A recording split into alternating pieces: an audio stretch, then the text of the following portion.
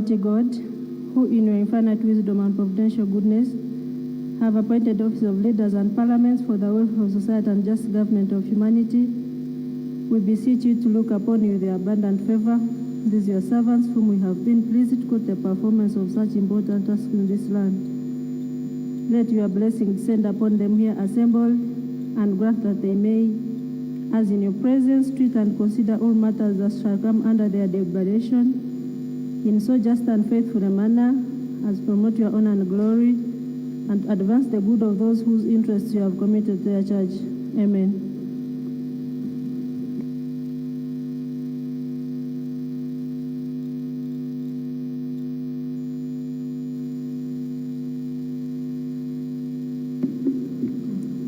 Item Tonda, order paper, communication from the chair.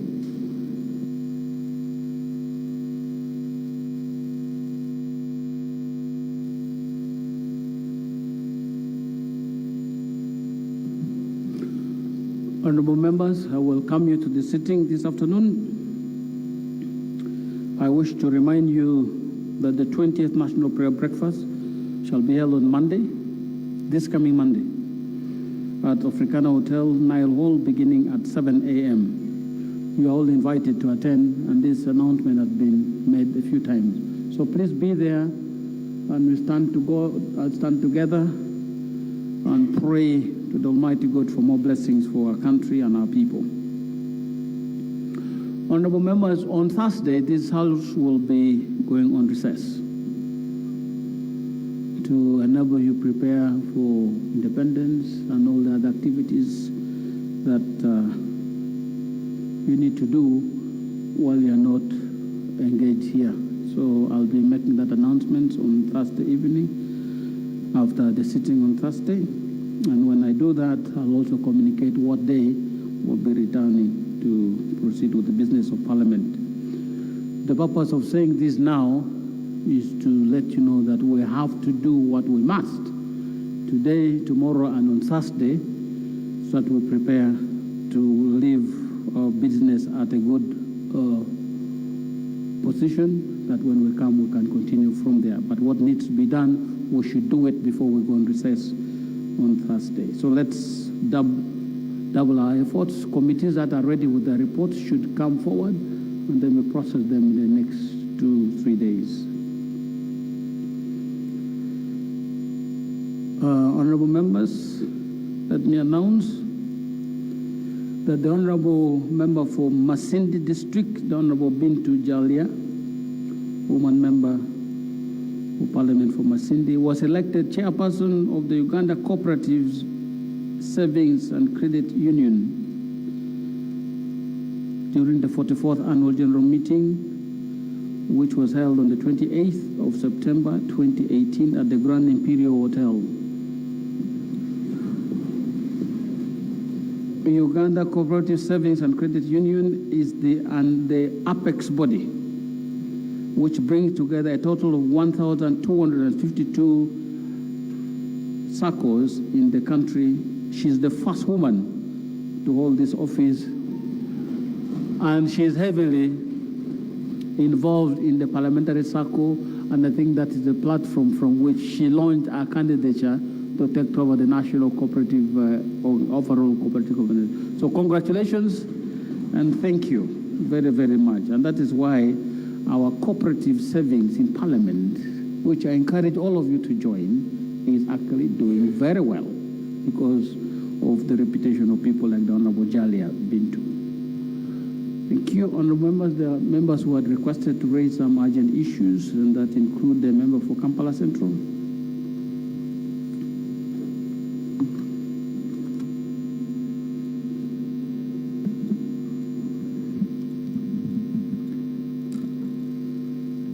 Thank you very much, Right Honorable Speaker and honorable members.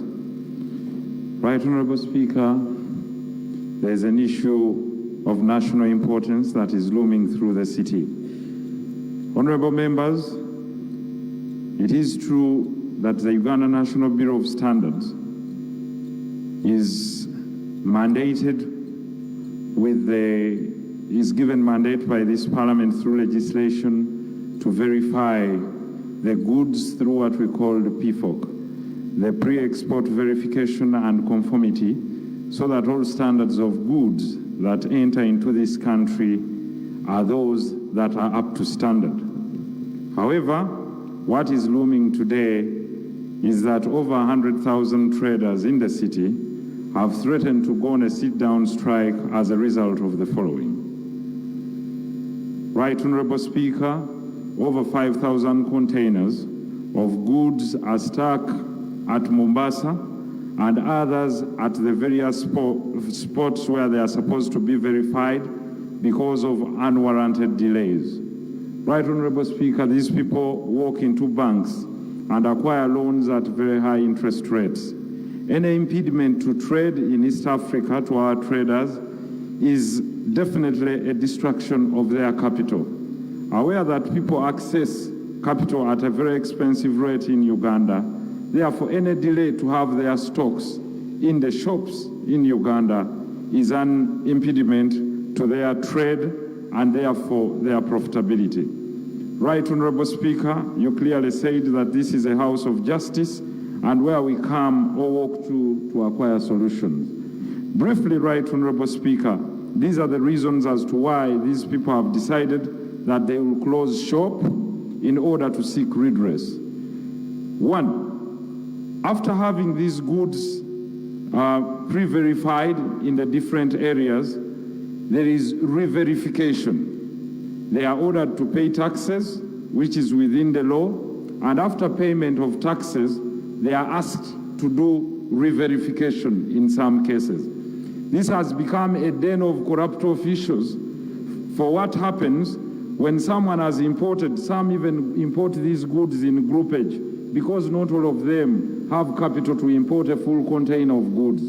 So after importing these goods, when they arrive, they are told to pay taxes ab initio or upfront. And after payment of taxes, then the UNBS officials arrive and wave them down. When they wave them down, they tell them to re-verify the goods. So imagine an individual pays tax, and after payment of taxes, they are told that these goods do not conform to the standards and they are banned. Information. Then secondly, Mr. Speaker, the verification centers are only 3. People import from all destinations in the world. What we have at the moment is India, we have United Arab Emirates and China. People do importations from the United Kingdom, United States, Vietnam, Thailand, and many destinations. So they have no chance to have their goods pre-verified. On arrival, they are given a penalty from UNBS that for each piece, let's say you've imported about 20,000 pieces of clothes, each piece is re-verified at 150,000 shillings. This, profit-wise, is untenable, and in business, it's definitely also untenable. Information. Right? Please. Right, Honorable Speaker, if such issues continue in the arena of business,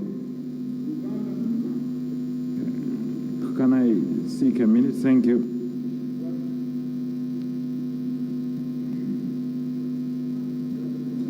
Thank you, Right Honorable Speaker, for your indulgence and your kindness.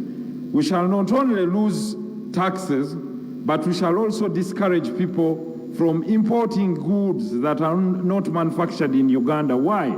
Even the standard that the UNBS states that should be the standard, there is no benchmark. I mean, they arrive at a container of someone and tell them, this is the shirt we want. There is no benchmark shirt, there is no benchmark garment or shoe or bag, whatever it is. Therefore, if we do not go ahead to educate our traders on what is best for our society, but only push them to the wall, we shall drive many out of business, we shall lose taxes, and we shall lose the dear employment of our people that we want. Therefore, Mr. Right Honorable Speaker, in order to avert this, our prayer is simple. Let's have this at least suspended for at least 6 months until these traders are taught what standards are required. Pre-verification centers are increased in different destinations where importation is done, and then definitely we can carry on with the process. We are not anti-consumer protection, we are pro-consumer protection, but we are also not anti-business in this city. Thank you very much, Right Honourable Speaker, for the chance. Honourable Minister.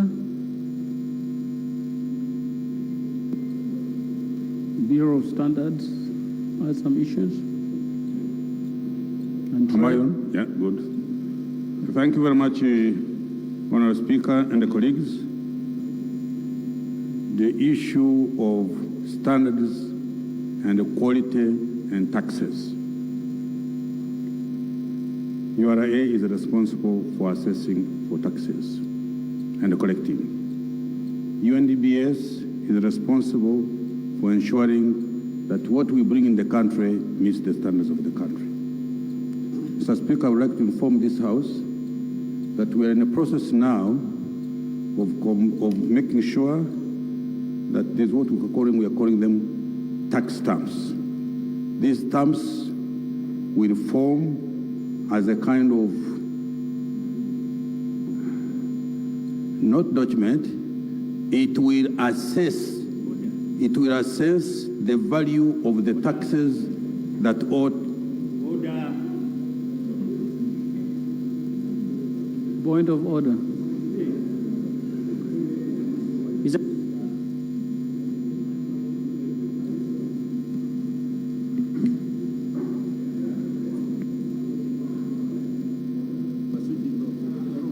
I raise on point of order.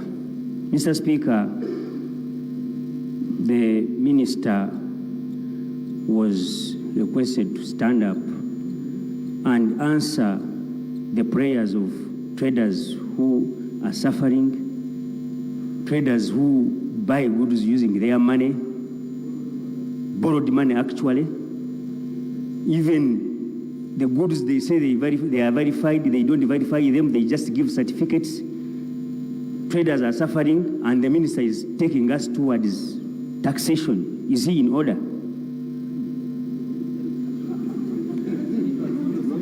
I think all those issues were involved.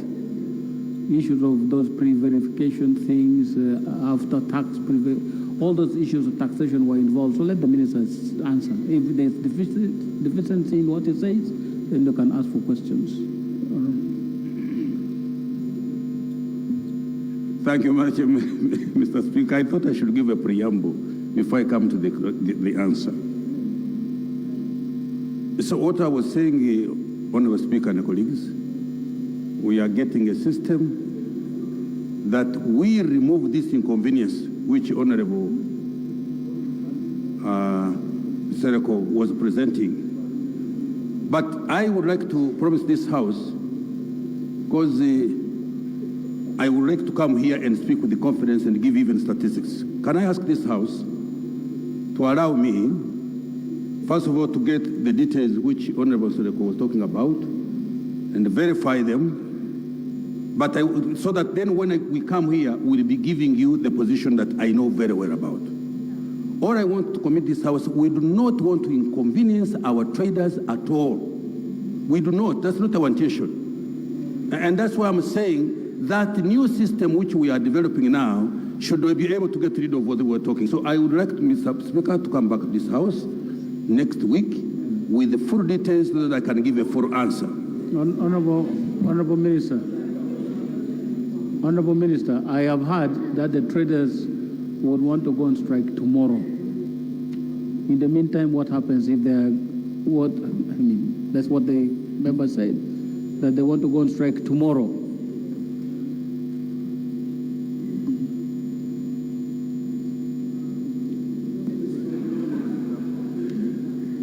Mr. Speaker, I did not get you very well, so I had to make sure that I got you very well. No, they're saying that the traders are going on strike tomorrow. The traders would like to go on strike tomorrow. Tomorrow.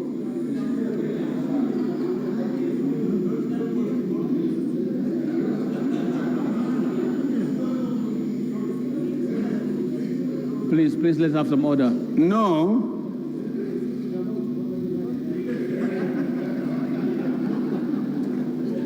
Mr. Speaker, maybe I want to inform this House that for about a week, I have been on treatment and out of saturation. And I want to thank you, members of parliament. I heard somebody was talking that I was in bedridden. I was not bedridden. I am hard and kicking, but I would like to use this opportunity because, truly speaking, it would have been my colleague, the Minister for Trade, to speak on this matter. I am appealing to the traders. What procedure? Procedure. Point of procedure. Thank you very much, Right Honorable Speaker, for allowing me. The procedure point I'm trying to raise, Mr. Speaker, is the issue Honorable Sereko has raised is very important, very, very much paramount to us. And according to what I'm seeing, the minister really didn't get the question very well. Is it procedurally right if they can get out, they discuss the issue, and he comes back and gives us a concrete answer so that the people can listen and go when we know that we are going to go with the ABCD before our people close their shops? Thank you, Mr. Speaker. That's exactly what the minister was about to say. Please proceed.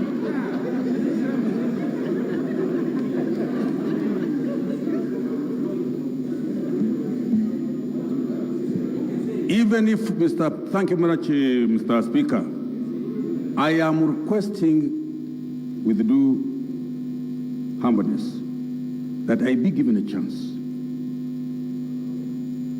Not 1 hour.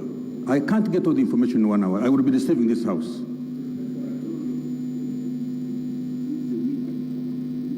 Get me a chance to go and dig out all the information and come back to this house tomorrow. In the meantime, what do you tell the traders? The traders, I'm appealing to them to bear with us. I'm appealing to them to be patient with us. We have never said something and we have negated on it. So all I'm saying, please traders, give us a chance to look to your problem, and we'll be able to provide an answer to this house on how we are going to sort it out. Thank you. Thank you. Member for Rubaga North.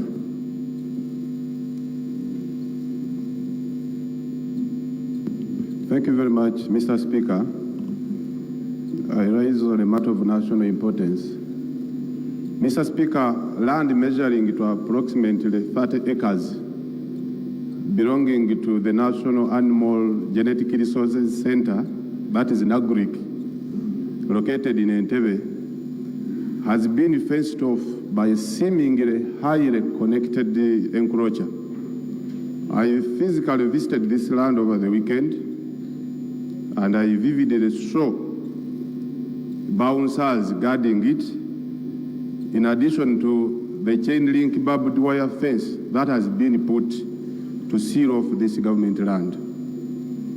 Employees who are also appearing helpless have been denied access to including the only water pump supplying water to human beings and the animals on this center, and some animals were reportedly killed by the bouncers after forcefully went into the sealed-off piece of land. Right Honorable Speaker and members, we all know the importance of this Animals Genetic Resources Center, and we all know the importance of agriculture being the backbone of our economy.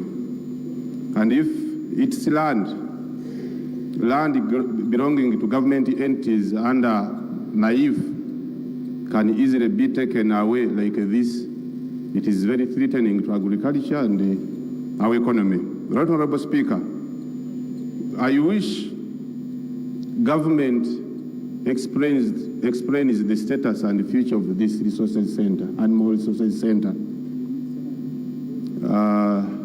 Most importantly, to do with this piece of land in Entebbe. Thank you very much. Thank you. Government, anybody from government?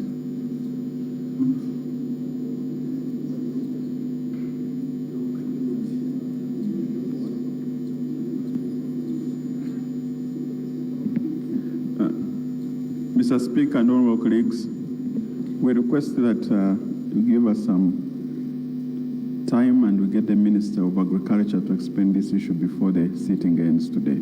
Thank you. Can we go on the order, Pepper? Order, Pepper? Item 3, statement by Minister on the status of Uganda's public debt. Honorable Minister.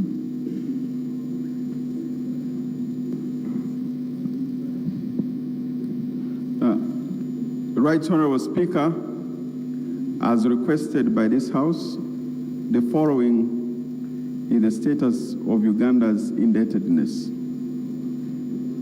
Public debt position. Mr. Speaker and honorable colleagues, as at the end of June 2018, Uganda's total public debt stock, that is domestic and external, amounted to $10.7 billion, equivalent to 41,326.1 billion Uganda shillings. Out of this, the external debt disbursed and outstanding accounts 67.2%, that is $7.2 or 27.9 billion Uganda shillings, while domestic debt contributes 32.4%, an equivalent of $3.5 billion. The present value of public debt to GDP increased from 27.4% at the end of June 2017 to 30.8% in June 2018. Mr. Speaker and honorable colleagues, the present value of debt is a nominal amount of debt outstanding minus sum of all future debt service obligations. I would like to inform this House on the creditor composition. Mr. Speaker, a great share of Uganda's debt, disbursed and outstanding, is sourced from multinational creditors like the World Bank, African Development Bank, Islamic Bank, and it accounts to 68.2%, which is non-concessional in nature.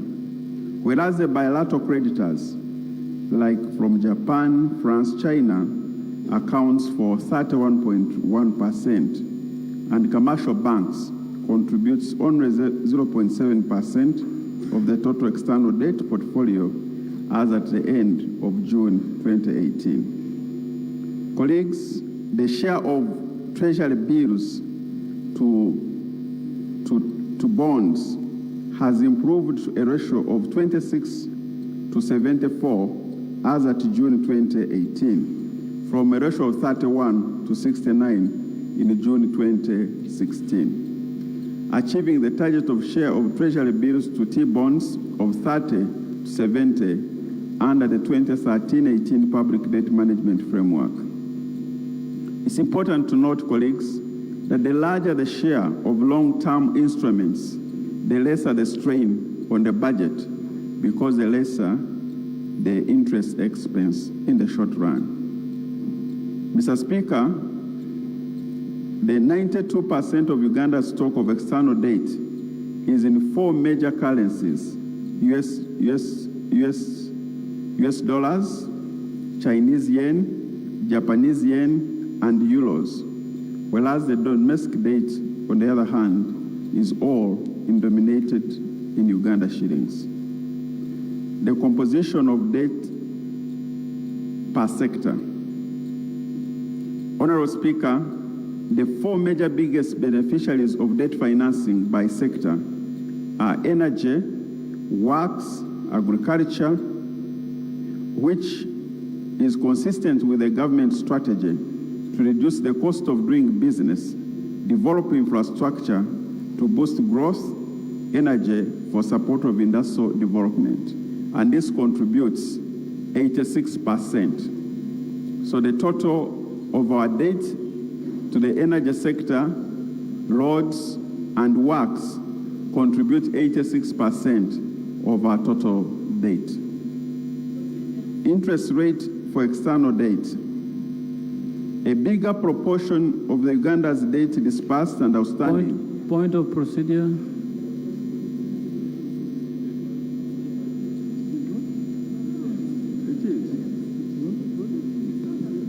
Thank you, Right Honourable Speaker. Right Honourable Speaker, the Minister is giving a very, very important statement, but it is a bit difficult for us to follow because his statement has not been uploaded on our iPad, and we cannot really take all the information he's giving his statement in order to be able to comprehend. Okay, we have reached paragraph 7. Can we pause it there? And clerk, can you ensure that this document is uploaded on the iPads, and we'll continue from there. We pause it on paragraph 7. We proceed with other business while we upload this on the system and we proceed. Thank you. Next item.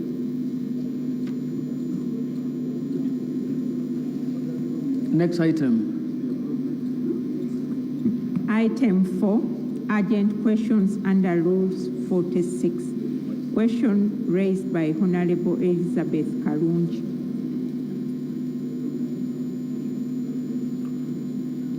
Honorable Minister of Works.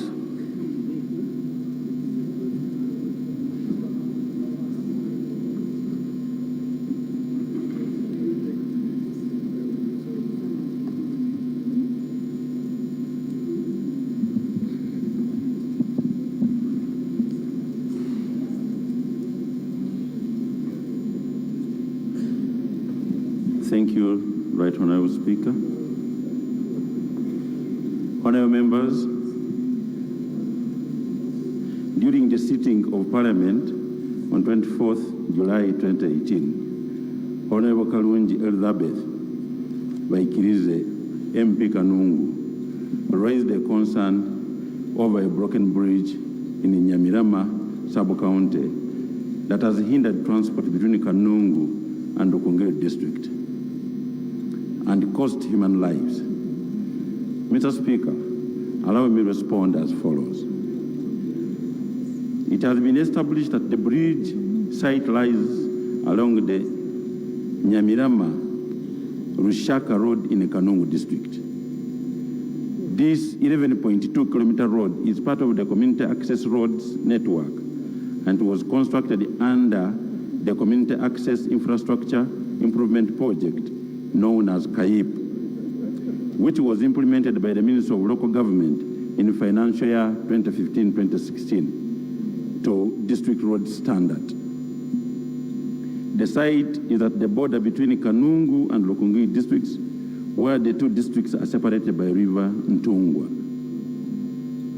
The width of the river at this point is estimated to be about 15 meters. There is no existing engineering crossing, but rather there have been timber logs that the locals have been using to cross the river. Unfortunately, the recent flash floods that the country has been experiencing washed away the timber logs. Mr. Speaker, our strategy to bridging this area. During the month of August 2018, the ministry sent engineers to carry out detailed field inspections with a view of establishing the likely scope and cost of the works to provide for a suitable bridging intervention at the site. Mr. Speaker, given that the budget for financial 2018-2019 is already being implemented, and with constraints in the ministry's budget, no works are expected to be carried out at this site during this financial year. However, when the final designs and cost estimates are finalized, the bridge will, together with several others already designed, but with no funding yet, be considered in the subsequent financial years, all depending on the availability of adequate funds to cover the bridging demands. Mr. Speaker, I wish to inform the honorable members of parliament that the need for bridging interventions on roads network countrywide is immense. My ministry is doing the best it can with the limited available resources. Indeed, I appreciate the recent increases in my ministry's budget, but for proper impact, special projects will be needed to address the stock of aging bridge structures, as well as new bridging requirements. I intend to bring proposals for funding these bridge projects in the near future for approval, and I request for your support when the requests for funding are tabled. I beg to respond. Thank you. Supplementary question?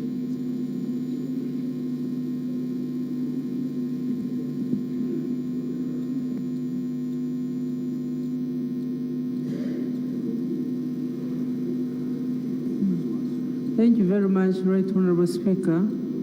I want to thank the Minister for the response, but it is so discouraging and then very much unfortunate because really that area, we have lost many pupils, more than 10 pupils drowning in that water, that big river. So I'm frustrated. What are we doing here then? Because there is also a health center which people of Rukonjiri attend to. They have to cross. Women have suffered on that bridge, really. Maybe I would request, Right Honorable Speaker, that we put into consideration this bridge for next financial year, Mr. Minister, because I've heard there are some bridges, and make sure that this one is a priority because we have lost many children so far. Thank you very much. Thank you. Honorable Minister, you want to respond to that appeal?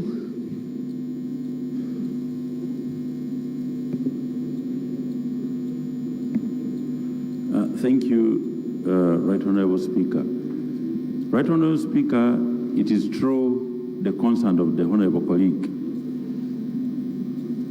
It is unfortunate that lives are being lost, and it's quite absurd that even our people cannot access a health facility that is within the vicinity.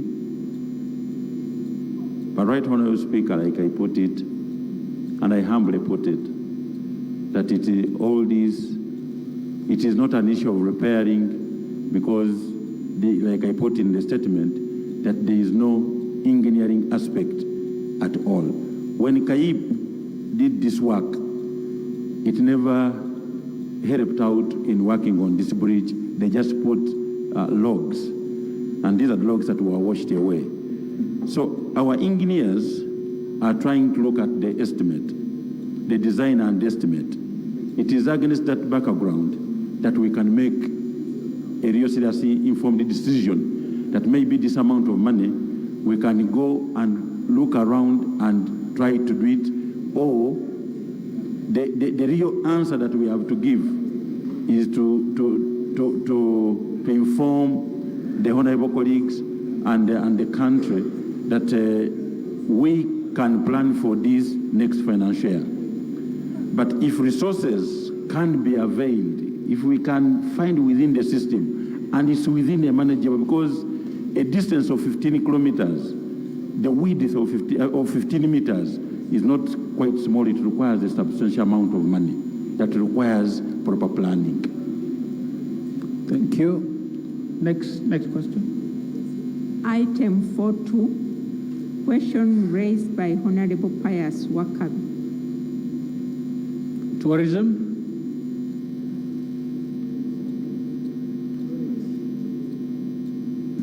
Minister of Tourism, the honorable member is there, ready to receive his response. Next. Question for all answers under Rule 42. Question raised by Honorable Okin Pipi Ojara. Defense or tourism? Are you responsible? Are you ready with your response to this question? Can you call it back? Can you call it back? Deal with this.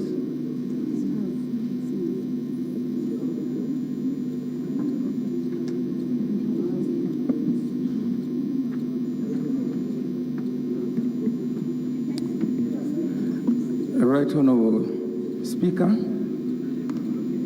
I have a question on the order paper, and I'm ready to answer it. Proceed. Item 4.2. Item 4.2, the question was asked by Honourable Wakabi of Haria Sub-County over the missing 4 people at Murchison Falls National Park. This is the answer for the question, Right Honourable. Right Honourable Speaker and all members of Parliament, allegations involving the death of 4 people and missing of the 4 people is a very serious one, Right Honourable. We take these allegations with utmost seriousness, and such allegations are also investigated, and if such cases are brought on board, they have to go to court. Killings of people is a serious criminal offense that cannot be administratively resolved without court. We have not heard of any such allegation, Mr. Speaker, of recent. I request the honourable member to help us with details on this matter, including reporting to such cases to police for proper investigations and possible prosecution, Mr. Speaker. The last time we heard of such allegation was in 2013, in which it was alleged that rangers in Murchison Falls killed people in the park. This matter was strongly investigated by police, but no evidence was found, Right Honourable. Procedure.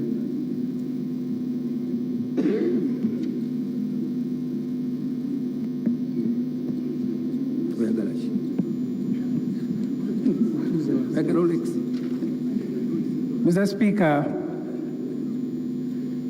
the Minister of Work stood here to answer a question. Yes, I am raising a procedure issue. And his answer was without any hope. He said the bridge they had constructed using logos had been washed away. For us, we are planning, so you can stop moving because they are planning. As if Works woke up yesterday to know that there is a requirement for a bridge there. The one of tourism, Mr. Speaker, is saying if the Honourable MP can give me details, we investigate. A question that you have even put on paper, you have written. And you come to Parliament to ask for more details. When you are writing, why didn't you ask for that information? Mr. Speaker, the procedure issue I am raising is whether it makes any sense for this Parliament to sit here and hear this kind of answers from ministers. They ask you a question about people who are dying and you say we are planning. Another one about people who are missing, I need more answer. So what did you come to do here today? Right Honourable Speaker.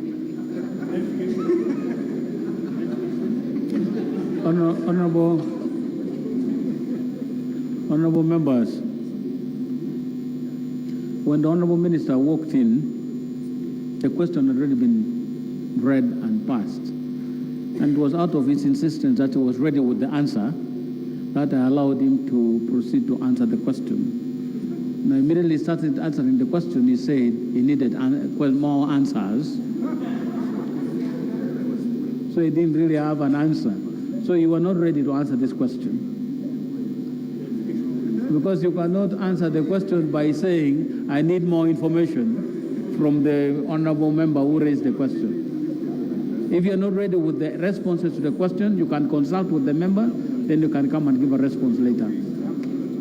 You have the response? Please proceed. The answer, Right Honourable Speaker, is that there is no such. We've done the investigation. There is point of Mr. What matter, Honourable? On the same issue, the minister. Is it a point of order or? Yes, point of order, yes. Mr. Speaker. Yes. Mr. Speaker, the minister had just stated that last time when they investigated, they found the rangers not having killed people in the Murchison Park. Mr. Speaker, it's the same ministry when those people killed one of my people who came and gave testimony, and some of these rangers are still in custody. Is the Honorable Minister in order to confuse this House that people have never been found guilty, the rangers, when actually rangers have been killing people in Murchison Falls Park? Honorable Minister, now you are reminded.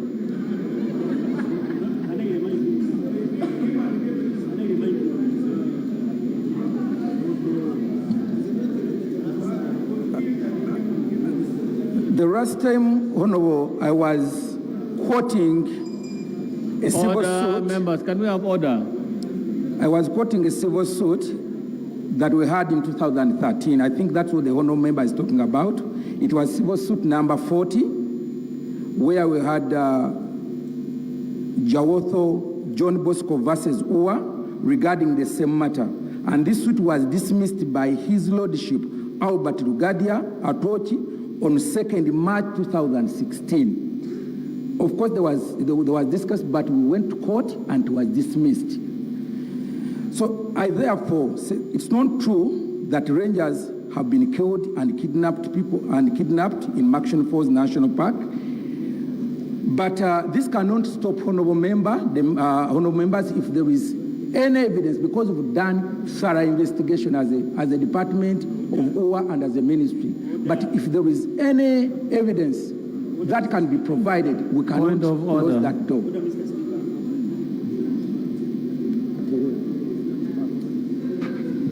Mr. Speaker, it's quite sad when Ugandans are suffering.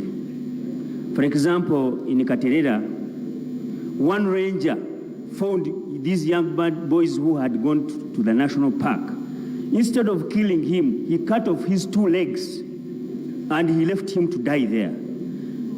Mr. Speaker, it's like a policy these people created for themselves to kill people in the national park. We don't say that people should go and poach, but if they are caught, let them be brought to law.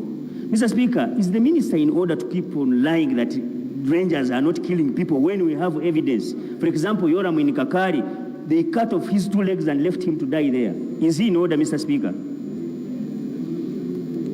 Honorable Minister, don't you think you need to do more research on these matters before you respond?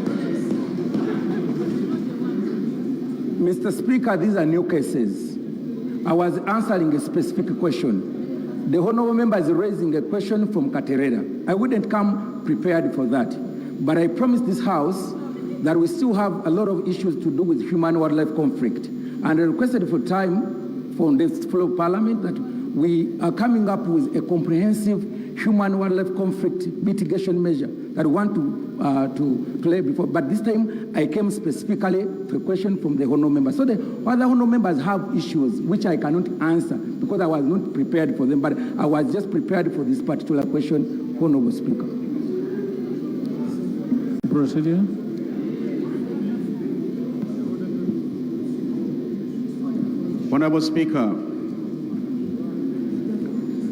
Honorable Speaker, we must take this country very importantly when we're deliberating here. Honorable Speaker, we cannot watch a situation where an institution of state can launch an attack on a citizen to a magnitude of cutting the limbs or legs of a citizen in this country.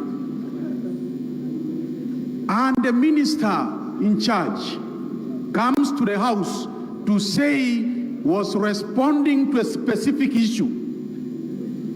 We expect the ministers, when they come to respond on matters that affect their institutions, they must respond with a national outlook. And above all, Honorable Speaker, when you look at the matter that has been raised there, it touches the human rights aspect. Procedure. The procedural matter I'm raising, the procedural matter, Speaker, I am raising is that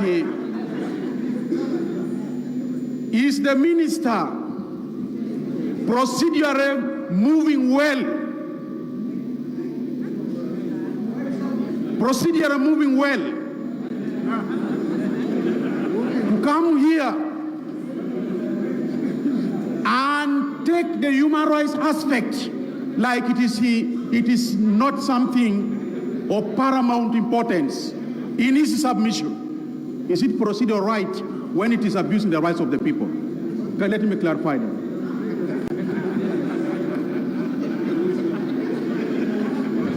Honorable members, this is an item that was raised under Rule 46, urgent matters, by the honorable member for Bugaya.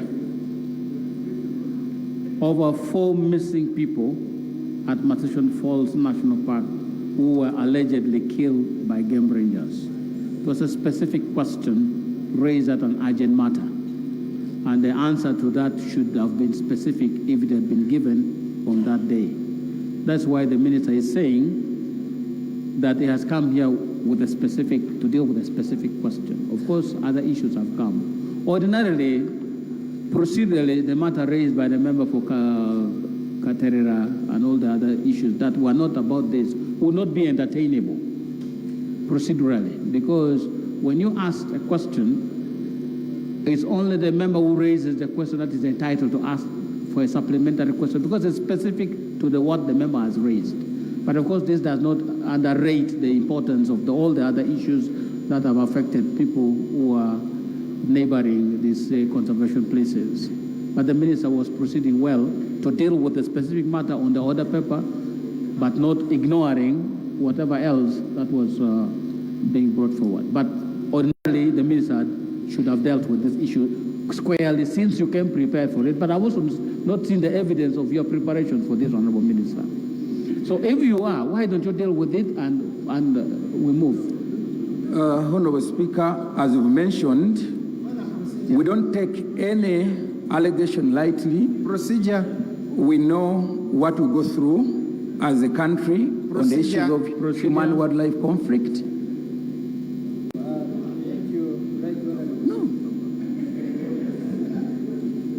Thank you, Right Honorable Speaker.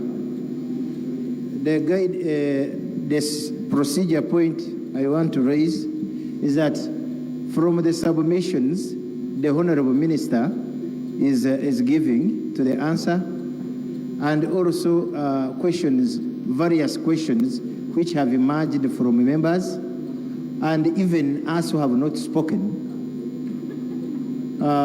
Like in my constituency, there is an area in Mohoro where we have chimpanzees are in somebody's private land, and every time he goes to dig around, they even move away from that private land and go to attack people.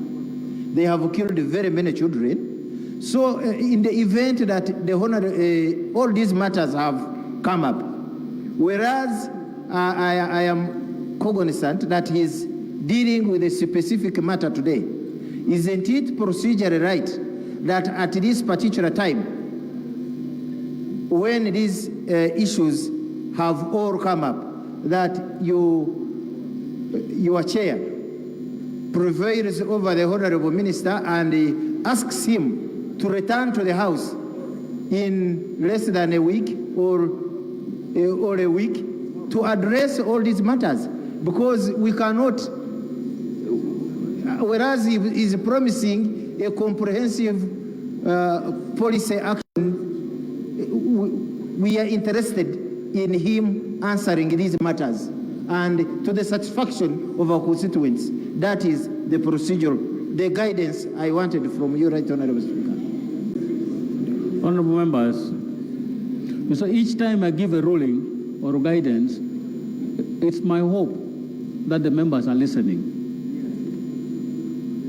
I have said, this is a specific question about 4 people who are missing in Massishon Falls. The minister has not yet even answered that. The honorable member who raised the issue is entitled to a proper response, because those are people he represents. He asked the question. Can we give him his right to the minister to respond to that issue? If you have other issues, then you cannot start procedure when even the question has not been answered.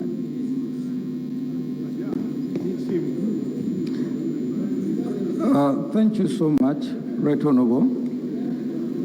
The answer to this question is that the Ministry and the Department of Uganda Wildlife Authority have done investigations since we had this allegation, and we found no truth so far as far as these 4 people are concerned. We've done the investigation with my department, and the information I have is that no ranger has been involved at all, either kidnapping or killing the 4 people in Markshan Force as alleged in the question that I'm answering. Honorable Member. Thank you very much, Right Honorable Speaker. The Minister has just tried to attempt to answer my question because he was quoted in the media saying that these people probably were eaten by animals. So I expect him at least to answer me, to tell me maybe they were eaten by a crocodile or a hippo, but he has not answered my question. And Right Honorable Speaker, recently, more people have been killed in Queen Elizabeth National Park. Honorable Member, what you are entitled to is a supplementary question. Yes. About the issue you have raised. Okay. He has not answered my question, so I still insist that the Minister should come back here and answer, because those people are still missing, and the public are still insisting that these people went to the national park and they didn't come back. Okay. Thank you very much. So I need an answer to that. Thank you. Honorable Minister, you have been advised on the pending issue. Can we go to the next item? Item 5, question for all answers under rule. Order, members. Question raised by Honorable Okin Pipi Ojala. Honorable Minister, Defense. Is it Defense or Lands? Defense.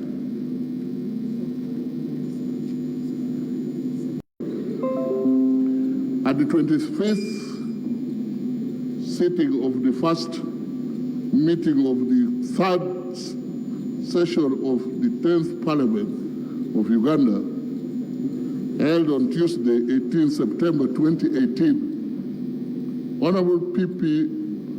Ojara, MP, Chua County West, raised concern over the grabbing of 692 acres of land in the East constituency by some UPDF personnel, for which he sought an explanation from government.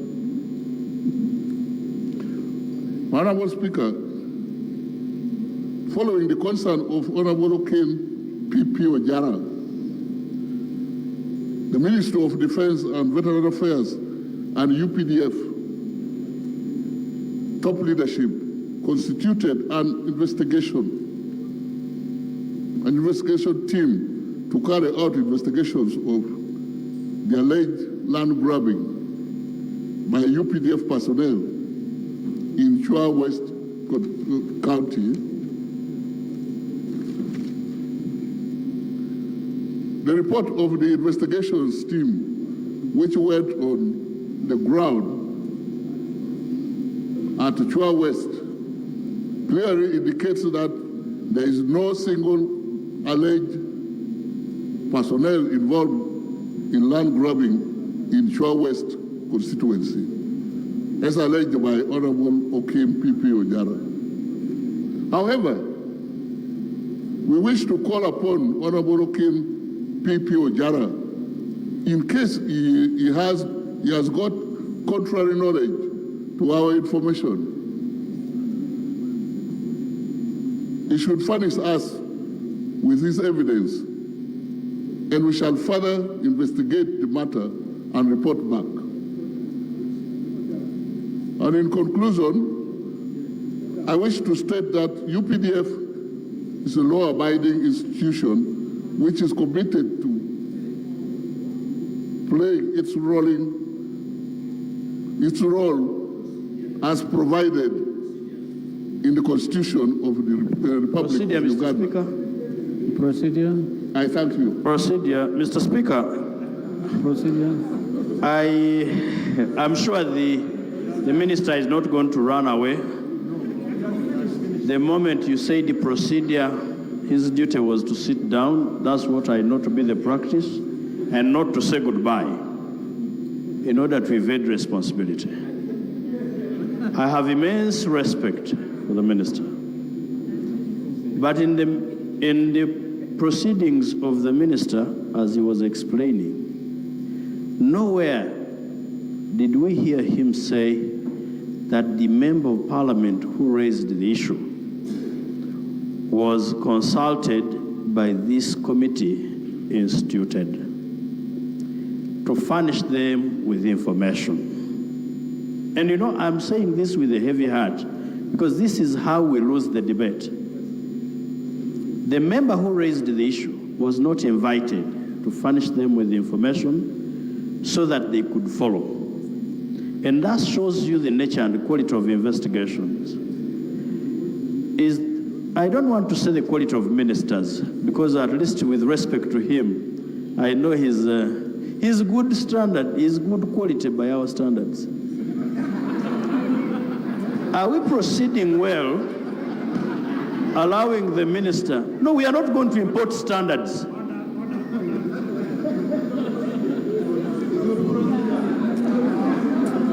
Point of order. No, Mr. Speaker, again, that's not a quality problem.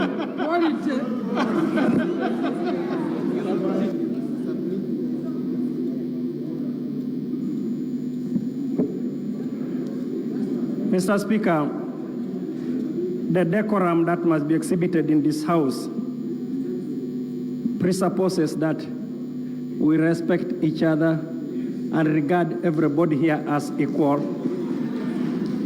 Is the honorable member in order to imagine that there are some ministers who don't meet his standard set by him? Is he in order?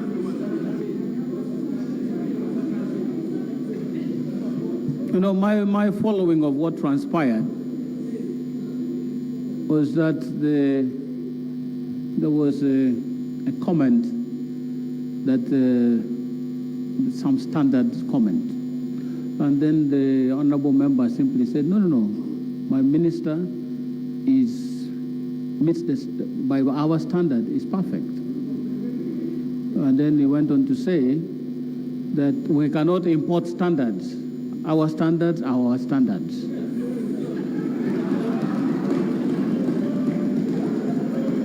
So do you want me to say that our standard is not our standard?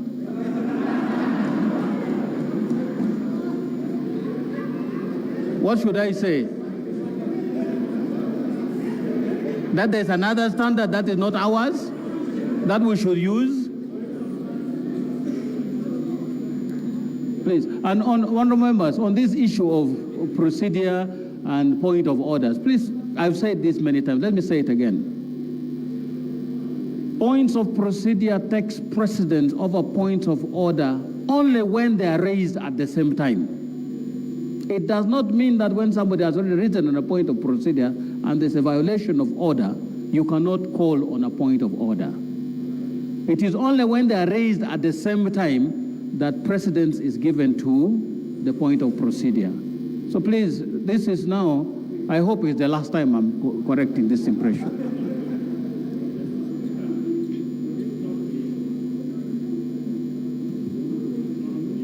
Microphone.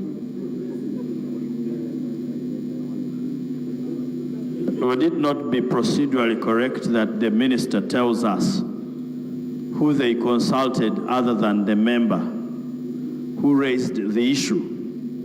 Otherwise, it would be treated as if we in government cover up for the officers that are implicated in matters of this nature. As an officer of government, I am deeply concerned at the quality of investigations that are conducted by the executive when issues involving soldiers have been raised on the floor. And this is not something you can easily wash and sweep under the carpet without. And then he says, in conclusion, we would invite the honorable minister, the honorable member, if he has any contrary information, to give it to us. Find you where ministers are found in Parliament. If information is given, then the next thing is to get the information from the member and not to go to the field where he's not. Then you start saying we want to be informed. Honorable members, the minister said that they constituted a committee comprised of the Minister of Defense and UPDF. That committee was sent to the field. I don't know which field, but they were sent to the field. And they came back saying there was no such thing that can confirm the allegation as raised by the Honorable P.P. Okin. That's what he stated. And then he said if the Honorable member has any contrary information to that effect, he can raise it. But that is the information he has. And as we always say, the Honorable P.P., member for Chua West, has a right to a supplementary question.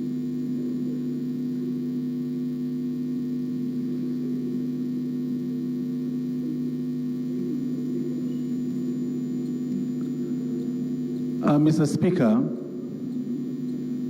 first of all, I'm quite aware that in this Parliament, we need to talk matters of facts and figures. And I want to inform the Honourable Minister that I don't believe that at any one point in time, it is my nature to come and lie in this Parliament. And indeed, Mr. Speaker, on the 8th of May, 2018, I raised two pertinent issues concerning the issue of land in Chua County, not only in Chua West and Ketgum District. The first issue was the establishment of a barracks in my sub-county, Akwang sub-county, where fraudulently the Ministry of Defense, together with someone lawyer called Ogik and Company Advocate, acquired an additional land to the tune of 192 acres to be added as part of land that belongs to the barracks. And this land is being occupied by over 60 households. Now they are very worried. They are going to be displaced, and they have nowhere to go. Honorable, please. Part of this land is also... Honorable, please. We use rules. Supplementary question.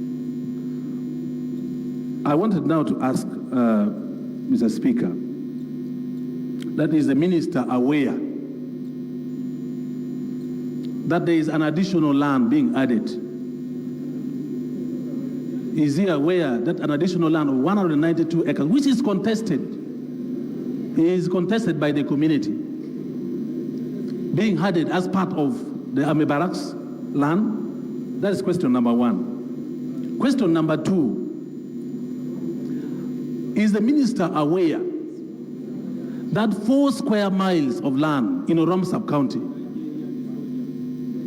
is being grabbed to set up a barracks against council resolution of Orom sub-county and then council resolution of Ketgum District local government?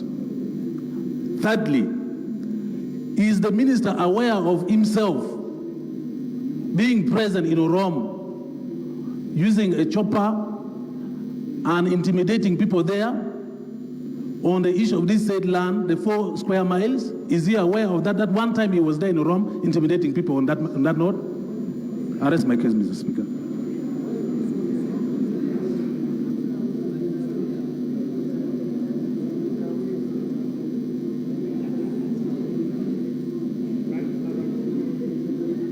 Microphone.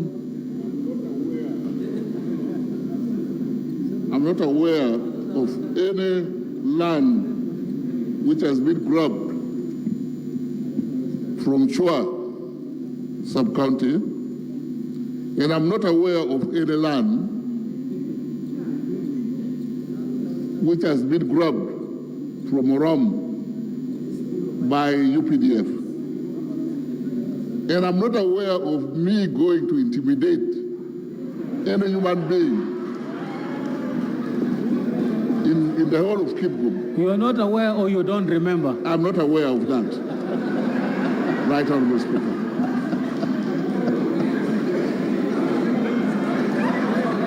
Thank you. Next item.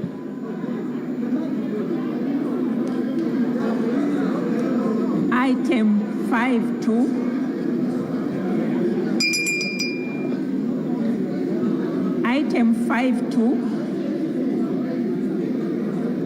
Gender. Question raised by Honorable Bintu Jalia Lukum. Minister of Gender.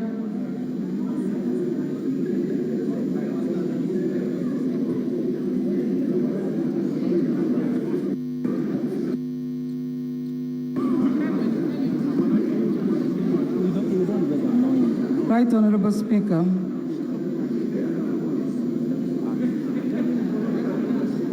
I wish to respond to the issue raised by Honorable Bintu Jalia Lukumu, Woman Representative Masinde District, on the National Route of Sage Social Assistance Grant for Empowerment. Right Honorable Speaker, you may recall that during the budget discussion financial year 2018-2019, this August House... Can we have some order, members? And that includes the member for...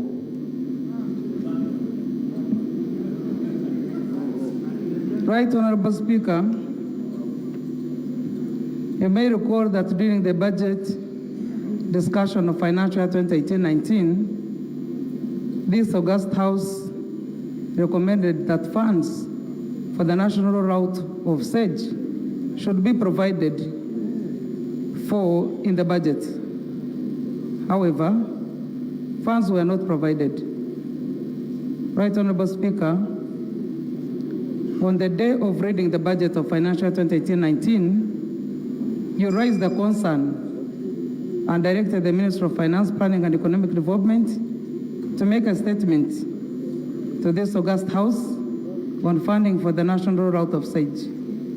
Subsequently, Right Honorable Speaker, you recall that the Ministry of Finance made a statement on the matter and it was referred to the Committee on Gender and Social Development. Right Honorable Speaker, consequently the Ministry interfaced with the Committee on Gender and Social Affairs and made a submission on the various alternatives and options on the national route of SAGE, ranging from starting from age 65 years and above at a cost of 373 billion shillings per year to 80 years and above at a cost of 142 billion shillings per year. Right Honorable Speaker, consultations between the Minister of Finance and the Minister of Gender are going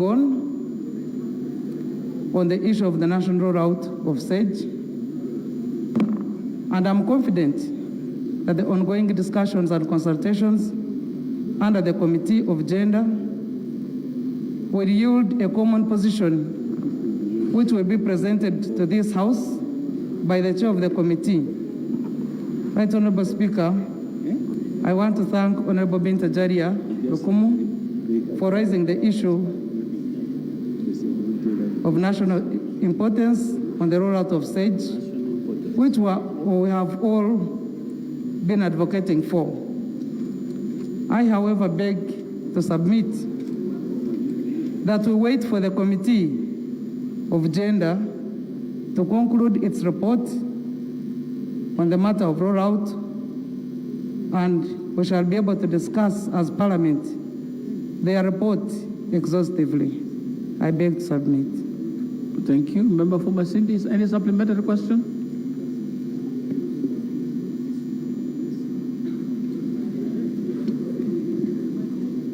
Mr. Speaker, I've listened attentively to the minister and the proposal she has made for us to wait for the committee to come up with a report, except I don't know when the committee is going to present that report.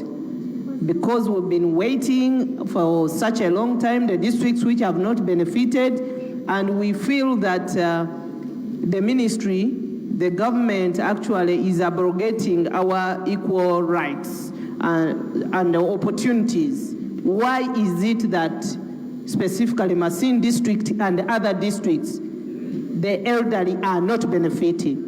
So I want to know, when is the committee going to present a report? And shouldn't be an excuse by the Honorable Minister to tell us that we wait for the Committee of Gender to come up with a report. Which committee are we referring to? Our own committee. Chair?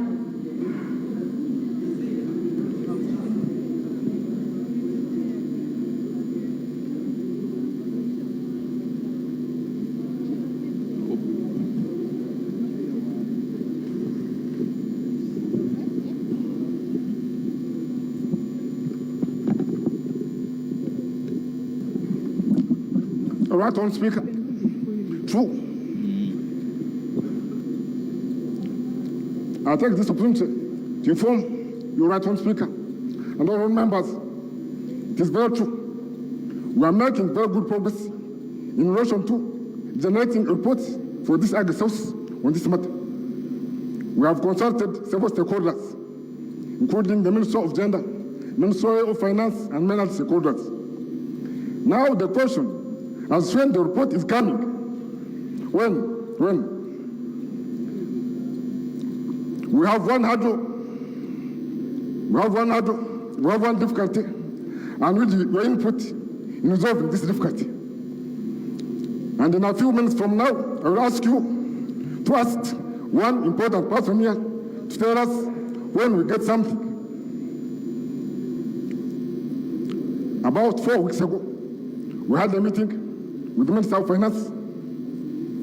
In this meeting, we agreed on the position to be adopted. Then we also asked the Minister of Finance to go and put it in writing, to commit himself in writing. In that meeting, the Minister agreed with us, said, okay, I agree with this formula. All of us were happy, all of us were comfortable. The Minister was supposed to get back to us next time. We have counted, first week gone, no response. Second, third, fourth. Now this is the 5th week. So, right on, Speaker, I want to say our report is ready, but we thought that it would be a nicer report if we came to this Agri South with a commitment from the Minister of Finance. The Minister of Finance is here. If the Minister of Finance produces that term commitment, we would be able to produce a report within 2 or 3 hours' time. We are very ready. Now we need a commitment from Minister of Finance. The Minister knows very well. We had a very good meeting. He promised something in writing. We need that something in writing now. So when Speaker, you order the Minister of Finance to give us our answer, he knows very well, then we shall be producing the report within 2 or 3 hours. Thank you so much. But Honorable Chair, wouldn't it be better if you brought the report to Parliament and raised those issues, and then we asked the Minister of Finance to respond to them, rather than raising them now when we have nothing to discuss? Madam Speaker, we accept your guidance, but originally, members felt more comfortable reporting to the House together with the written commitment from Minister of Finance. But now, with a new ruling, we are going to produce our report next week. Thank you so much. Thank you. Next item. I think let's go to item 6. 6. Item 6. Honorable members, we are on item 6. The last time we were here on Thursday, the issue that stopped our proceedings was that we did not have The House was not properly constituted to be able to take a decision. Now we want to establish whether the House can take a decision by ascertaining how many we are. If we are okay, then we proceed to committee stage to finish with this business. Clerk, call item 6, please. Call item 6. Item 6, the Excise Duty Amendment Number 2 Bill 2018, Bills Committee Stage. Honorable members, before we go to committee stage, I need to establish that we have the right numbers. Clerk, please. Honorable members, those of you who are not in the chambers, please come in. We establish the numbers and then we see how to proceed. Honorable member for Kelak, we are establishing numbers.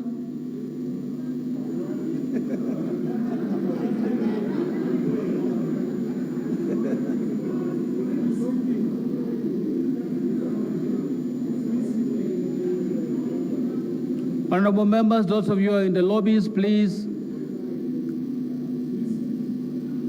We're about to take a decision on some matters.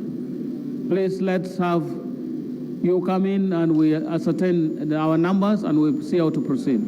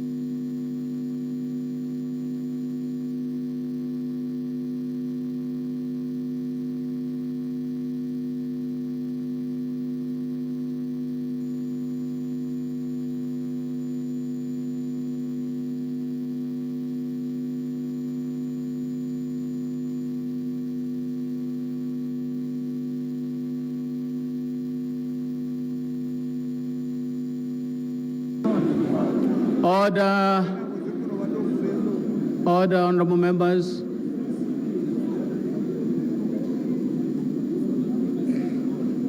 I've been advised by the clerk that the number we have now is 196.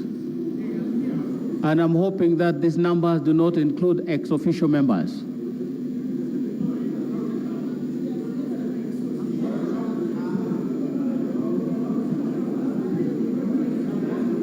So this 196, does it exclude ex-officio members who don't vote?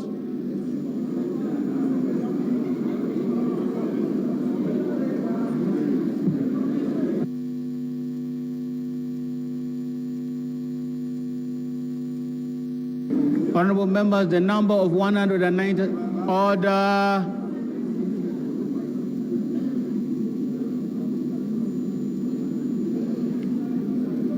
The number of 196 does not include the Land Attorney General, who is the only ex-officio member in the chamber right now.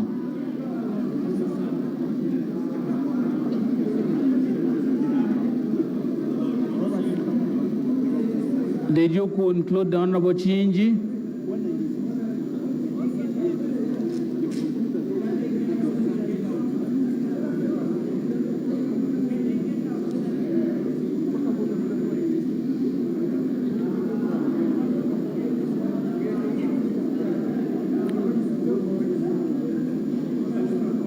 So, honorable members, this House is constituted in a way that it can take a decision. And so we proceed to the next stage, and already announced earlier last week a decision had taken that this vote will be taken by show of hands. Call.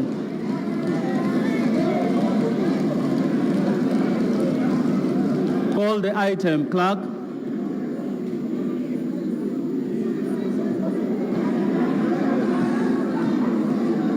Item 6, the excise. Order, members. Item 6, the excise duty.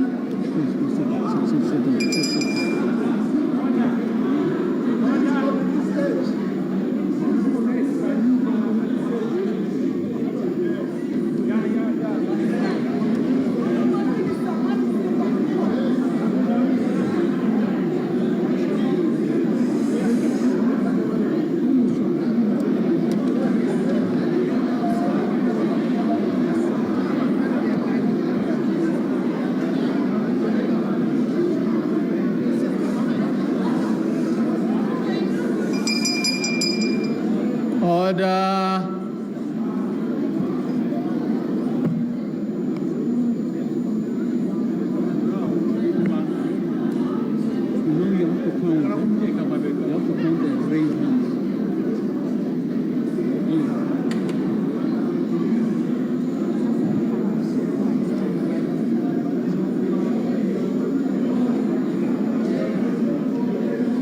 Order.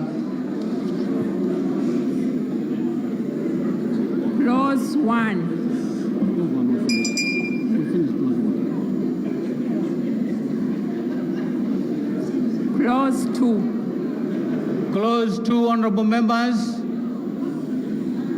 Clause 2, there was an amendment proposed yesterday on Thursday. The amendment was proposed to this effect: that the excise in clause 2, that the excise clause 2 is amendment of Act 11 of 2014. The Excise Duty Act 2014 in this act referred to as the Principal Act is amended in Schedule 2, Part 1 by deleting paragraph F of item 13. That is amendment proposed. So I'm now going to put the question for that amendment, and the vote will be taken one at a time. I'll now put the question that those in favor of the amendment raise your hands.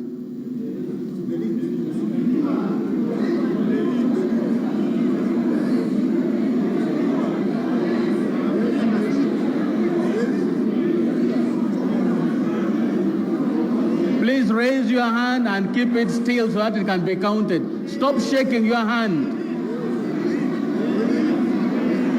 Order.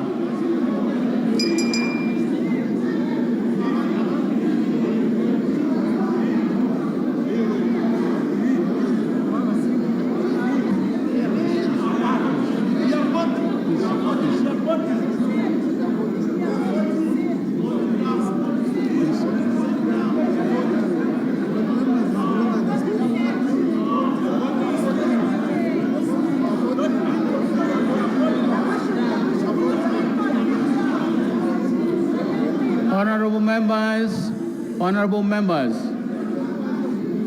order, honorable members, order, honorable members.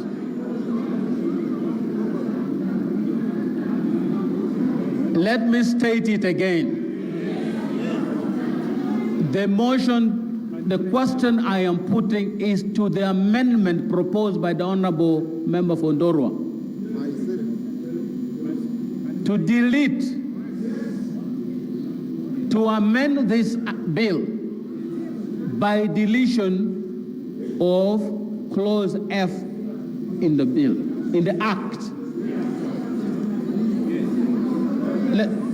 Let me explain. Let me extend. This bill proposes as follows. Please, let's be together. Order.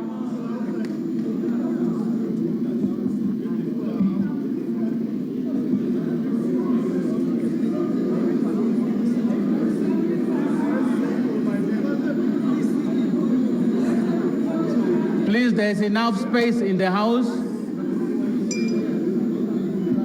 Honorable members,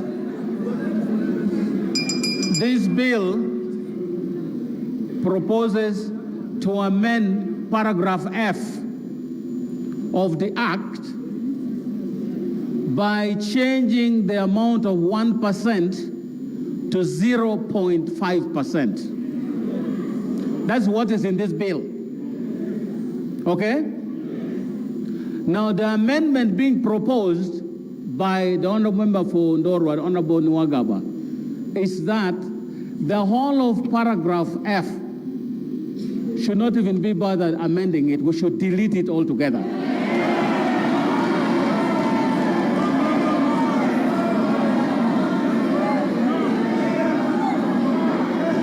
This is the effect. This is the effect. Honorable members, this is the effect. The effect will be that we no longer have to consider the amendment as proposed by the bill, because the clause itself, the paragraph that makes this in existence would have been deleted. Okay? So now let me put the question again. The question I'm going to put is that paragraph F of the Act be deleted. Will those, it's not voice voting. So, honorable members, those in favor of the amendment by the Honorable Member for Ndorwa, Honorable Nwagaba, please put up your hand. Those in favor.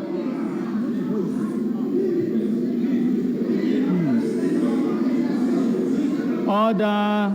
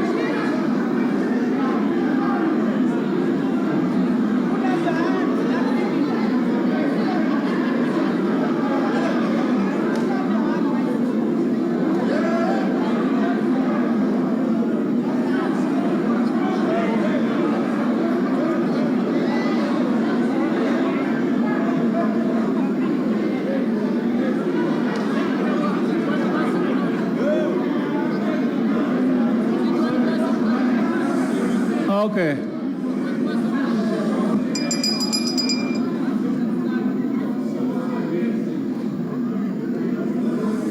Honorable members, those against the amendment, put up your hand.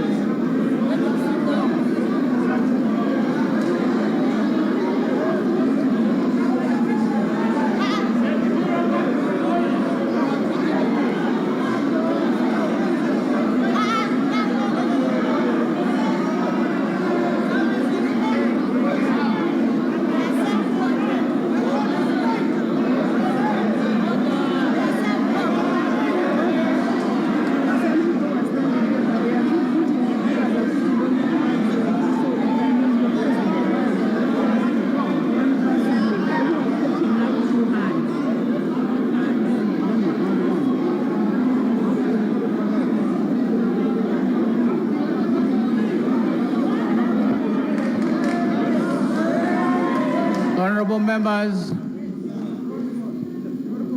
those abstaining. Those abstaining from the vote, please put up your hands.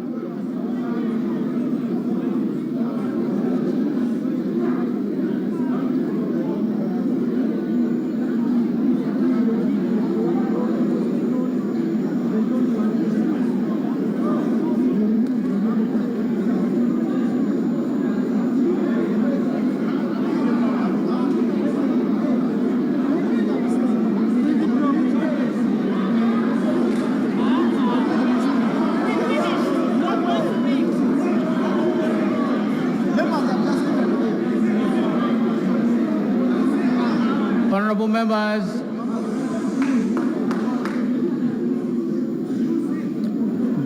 the vote.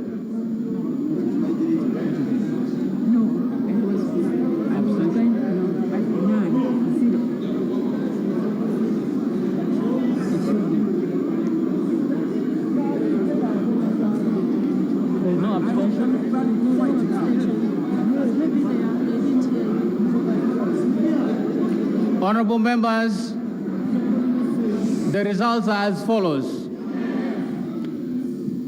Those abstaining, 0. Those in support of the motion, 101. Those against the motion, 136. The noes,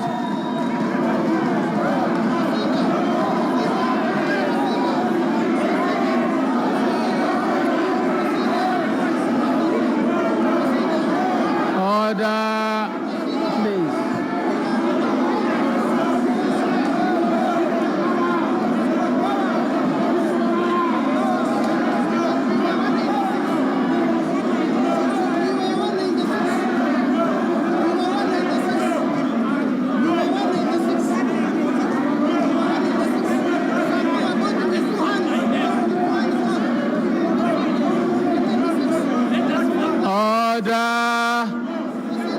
Honorable members, please.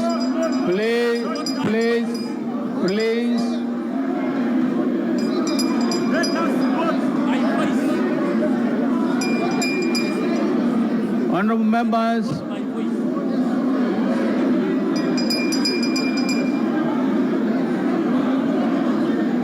honorable members, please resume your seats.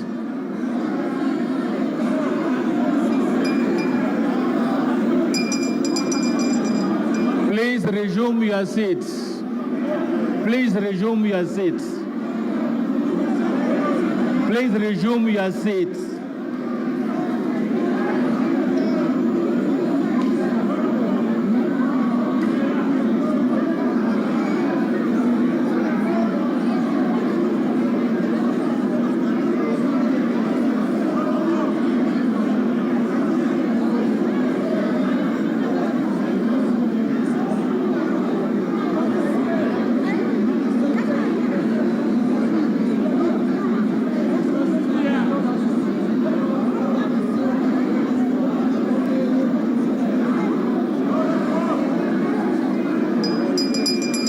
Please sit.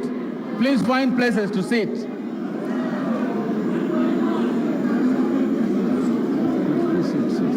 Please sit, please.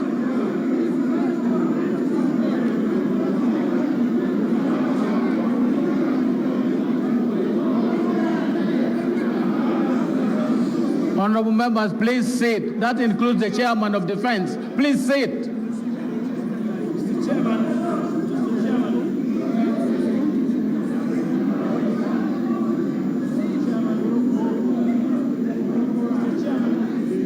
Can we have some order first, please? Can we have some order, please?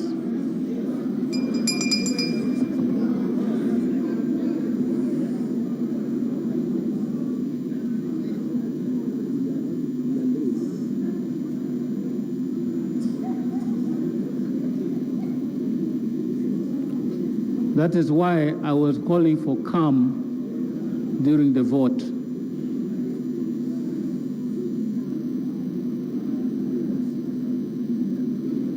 So the votes that have been cast are as I have given you the results.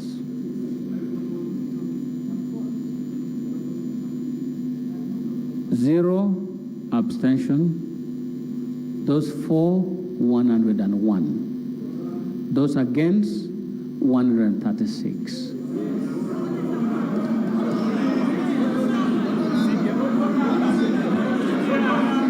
So, total number 260. What?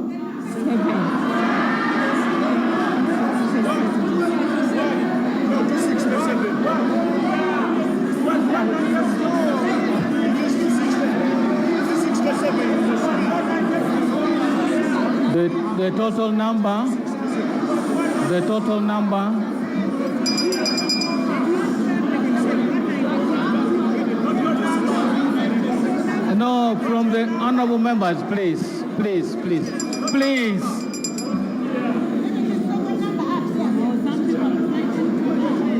Honorable members, by the time I verified quorum and came and sat down, other members came in, including the Honorable Cecilia Ogwal. Please, please, please, please. I'm not going to entertain that. Please, please.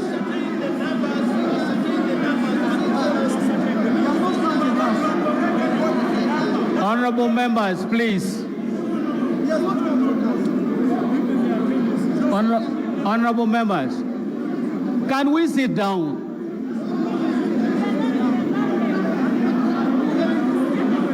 Please, please, please, please.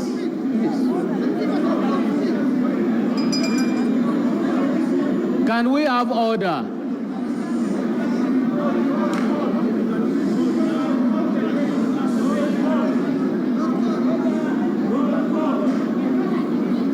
Honorable members,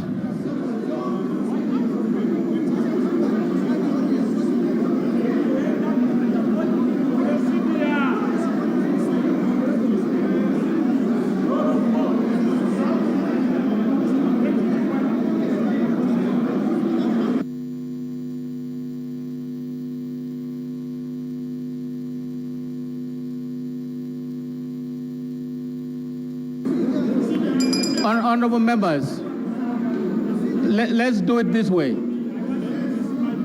Let's do it this way. There's no point of procedure entertaining about this time. We have voted. Those are the results. Honorable members,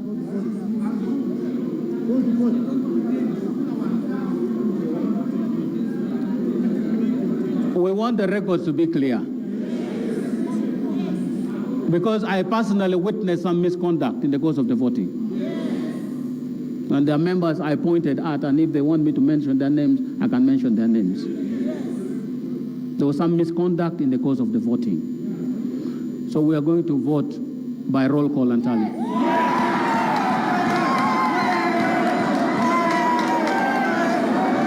Please sit. Please sit.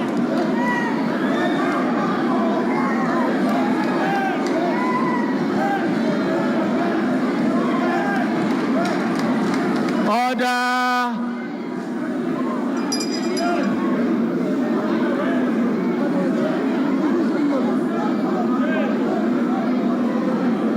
Order, members.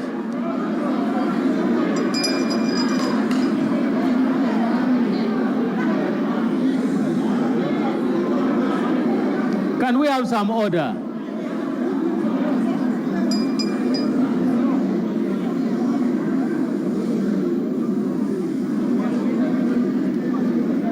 Honorable members, let's have some order.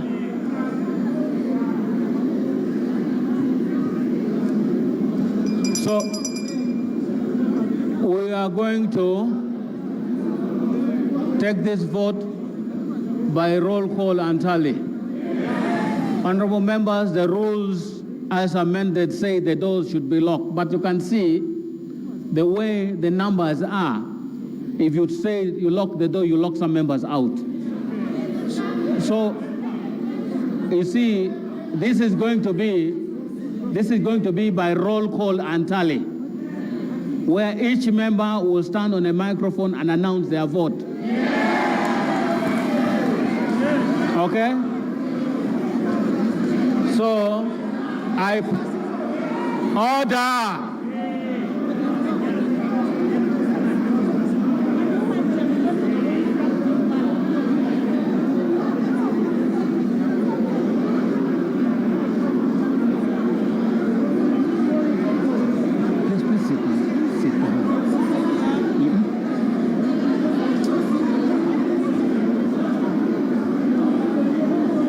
Roll call and tally. I'll now put the question to the amendment, and voting starts now. Can I state the motion again? The question I put for your vote is for the deletion of paragraph F of the Act in those articles as proposed by the Honourable Member Fondora Honourable Nwagaba. That is the motion I'm putting to vote.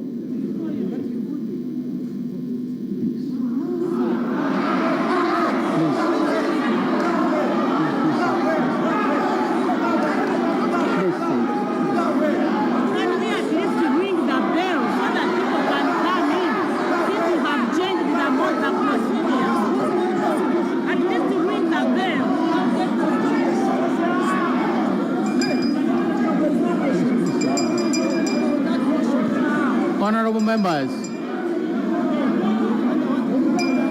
the voting is going on now, and it's by roll call and tally. Any member who is anywhere should come and be able to vote. We will not be able to close the doors. And the reason is simple. The members are too many, some are outside. Okay? We will not be able to close the door. So, no, please. I have a problem with that vote. Don't let me say it on record. Don't let me put it on record. So, voting starts now to that motion. Please start.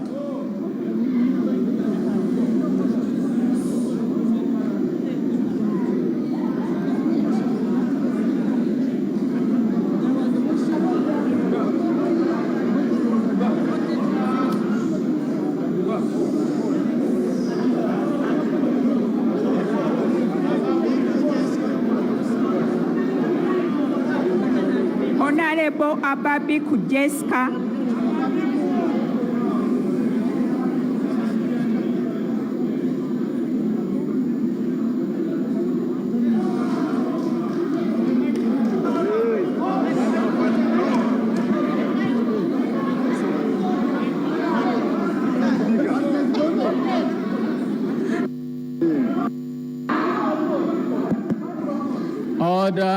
Order, please.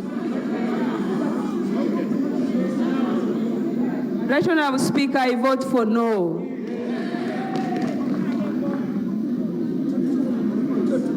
Honorable Abachachon Charles.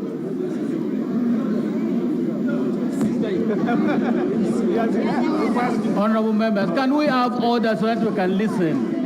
Okay.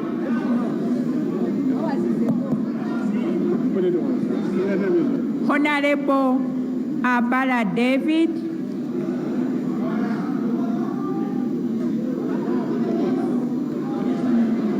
Yeah, thank you, Mr. Chairman. Vote, just vote. We delete. The vote, no. Honorable. You say no. It is yes. Yes. Let's have order, honorable members. There's no need celebrating now. Can we have order? Honorable Abigaba Kasbat Mirembe. I vote no. Honorable Achen Christine Ayo. Achen Christine Ayo.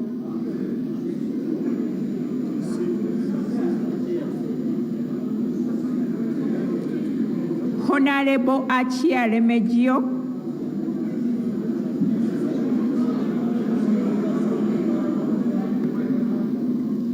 Chair, I vote no. Honorable Achia Telens. I vote no. Honorable Acheng Sarah Opendi.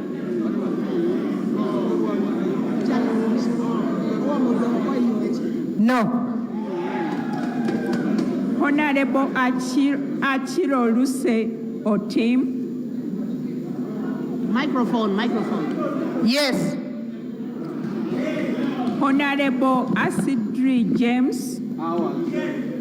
An emphatic yes. Honorable Achon Julius Bua. I said no. Honorable Adek Ann Ebaju. I vote yes. Honorable Adoa Helen. I vote no. Honorable Adome Moses.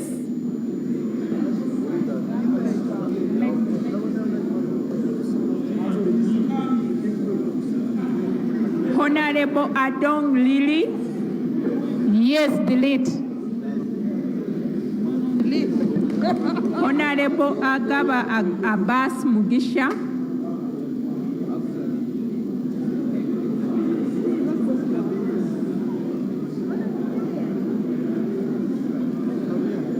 Honorable Ajiro Maria Goretti. Maria Goretti. I vote no.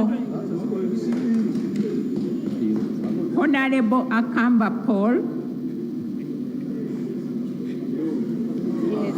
Yes. I vote yes. You are right. Honorable Akampulira Prosi.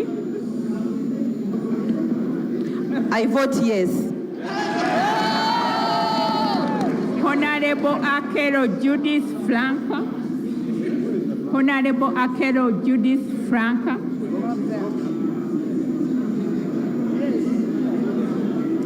Honorable Akero Lucy. I vote yes. Honorable Akero Rose Lily.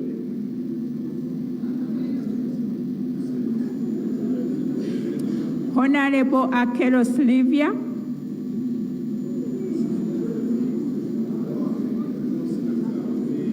Honorable Akena James Michael. Yes. Honorable Akol Anthony.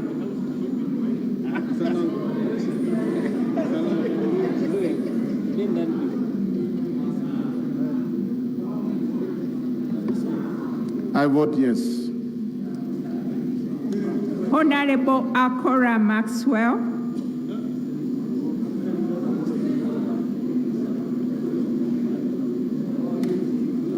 Honorable Akujizibwe Lawrence. No.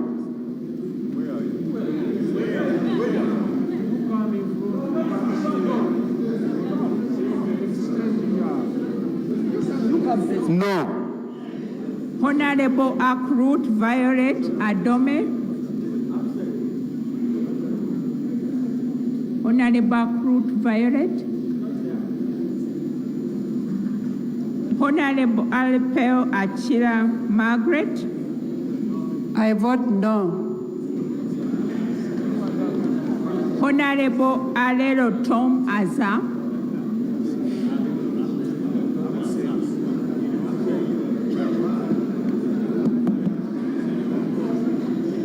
Honorable Ali Moses Geno.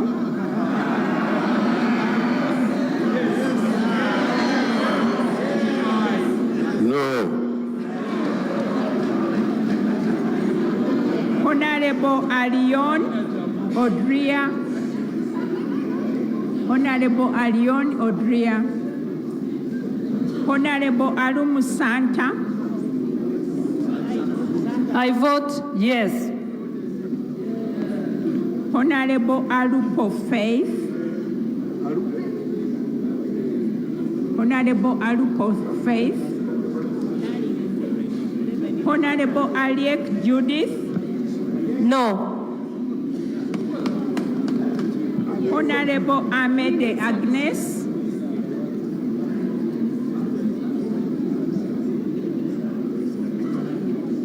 Honorable Amero Susan.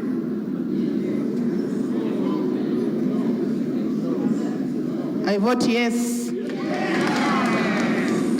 Honorable Amoding Monica. I vote yes. Honorable Amongi Anita Annette.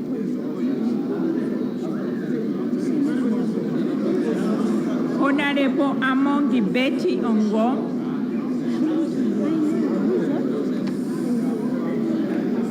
Honorable Amongi Jacqueline.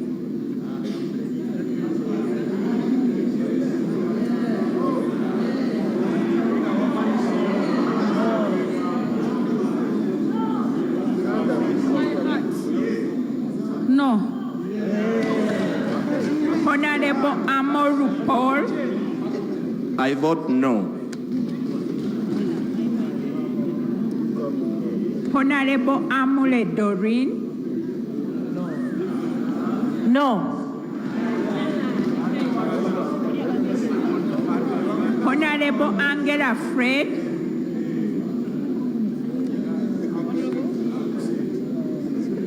Honorable Andrew Moses.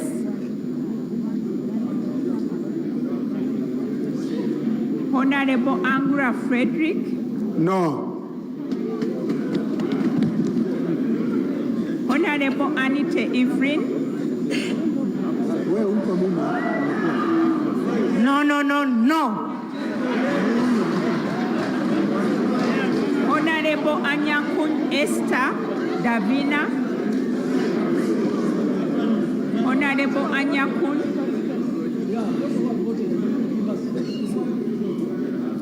Honorable Anyaraj Joshua.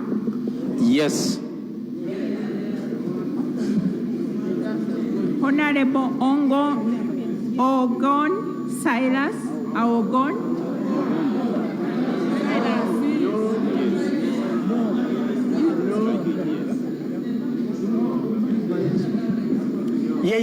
Yes.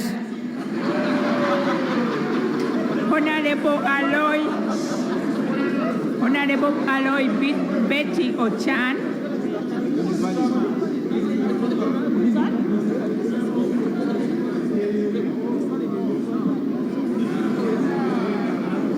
I vote yes. Honorable Aloy Jacqueline Rama.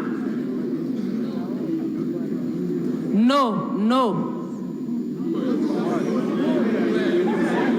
Emphasis. Honorable Ali Drew Gabriel Ajedra.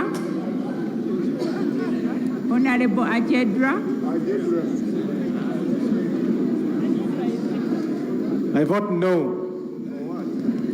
Honorable Ariko Habat. Mr. Chairman, I vote yes.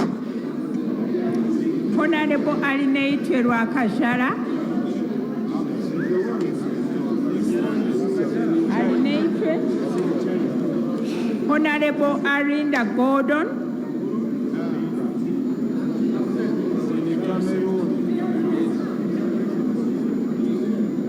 Honorable Arinda. Honorable Asaba Nsabimana Paul.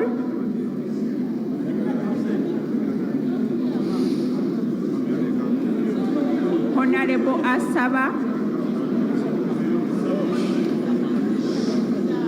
Honorable Asamo Helen. I vote yes. Honorable Asimwe Evarin Blejea. Honorable Asimwe Evarin.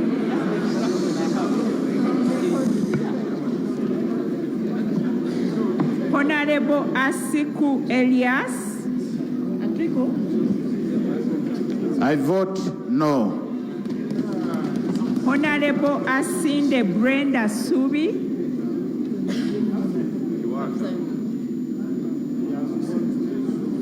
Honorable Atiku Bernard.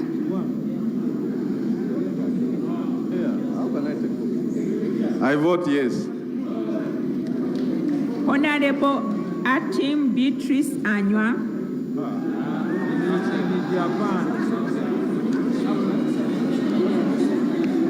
Honorable Atim Joy Ongong. Yes. Honorable Atim Ogwa Cecilia Barbara. Yes. Honorable Atheire Jacqueline.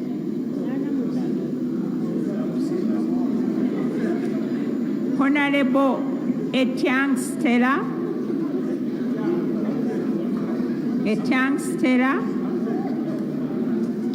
Honorable Avul Jane Pachuto. I vote yes. No.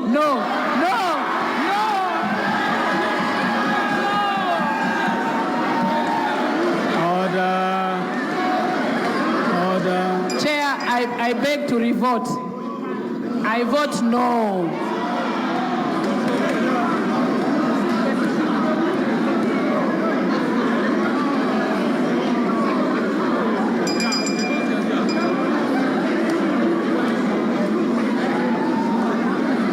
Honorable Awol Betty Engola. Order, members. Betty Engola. Honorable Awol Betty Engola. Honorable members cannot hear their names, please. Honorable Awol Betty Engola. Awol Betty Engola. I vote no. Honorable Ayak Rose Atima. I vote no. Honorable Ayebaziwe Justin. No. Honorable Ayepa Michael. No. Honorable Ayo Tony. Yes. Honorable Azire Dorothy Nshaija. No. Stand up, please. Honorable Baba James.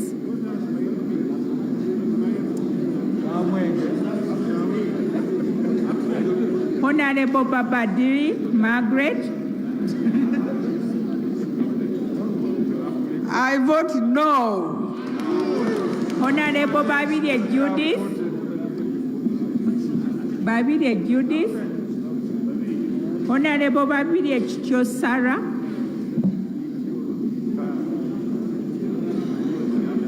I vote no. Honorable Babide Mary Kabanda.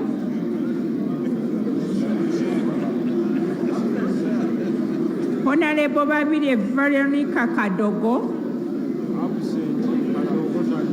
Babide Veronica.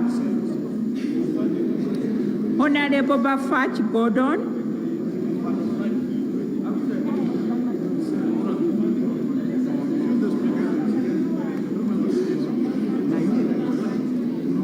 I vote no. Honorable Bajire Agre Henry.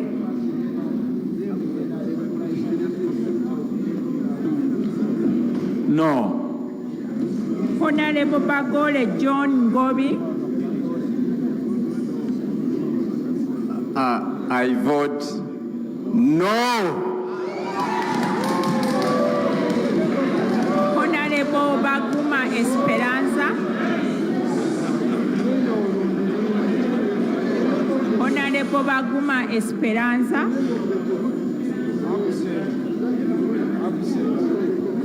Honorable Bahati David. No. Honorable Bachireke Namboze Betty. Honorable Bakabulindi Charles. Honorable Baliek Moses Grace. No. Honorable Bamkwasa Betty Muzanira. I vote yes. Honorable Bangirana Kawoya Anifa. Honorable Baliayanga Andrew Aja. I vote yes. Honorable Baliomus Chris. Honorable Baliomus Chris. Honorable Basalirwa Asman. I vote yes. Honorable Baseke Fred. I vote yes. Honorable Batege Carolens. I vote no. Honorable Bumba Saida Namirembe. Honorable Bebona Barungi Josephine. Honorable Bebona.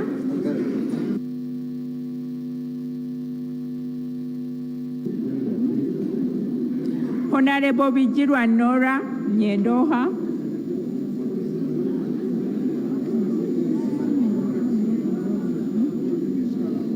Honorable Bintu Jalia Lukumu. No. Honorable Birawa Stephen Muchitale. Honorable Birawa. Honorable Birungi Caroline Nanyondo. Honorable Bitangaro Sam. Mr. Chairman, I vote no. Honorable Biyi Karole Songa.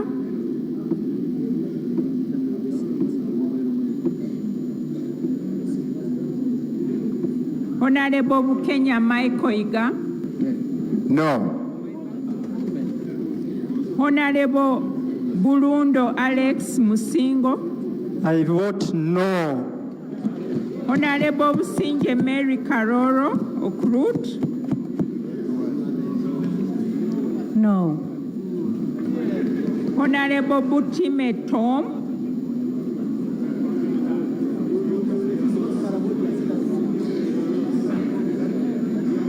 I vote no. Honorable Butulo Nsaba. Mr. Speaker, no. Honorable Bueno Fred Chakulaga.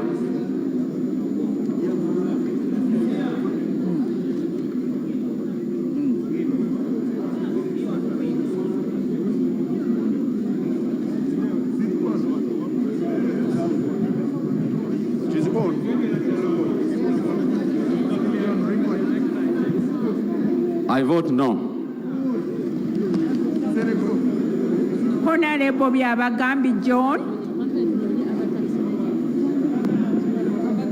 No. Honorable Byandala Abraham. No. Honorable Byarugaba Alex Bakunda. No. Honorable Byekwaso Flavia.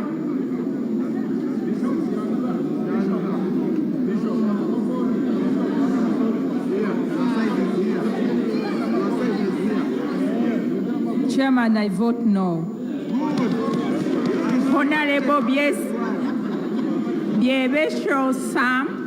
I vote yes. Honorable Centenary Robert Franco. I vote yes. Honorable Chekamonde Rukia. I vote no. Honorable Chekweo Lydia.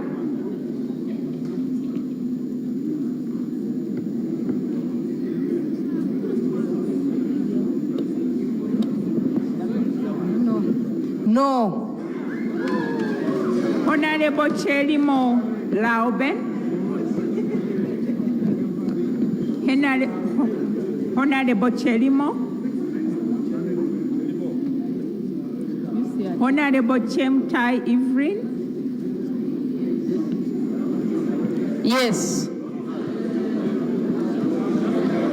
Honorable Cheptoli Sam. No. Honorable Damsung Geoffrey. Honorable Damsung Geoffrey. I vote no. Honorable Driwaru Zaituni.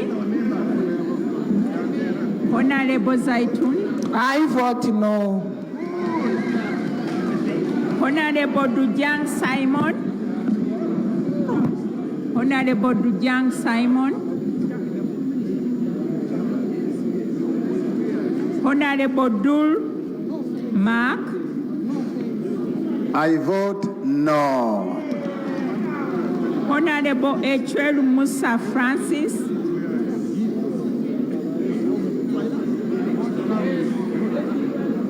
I vote no.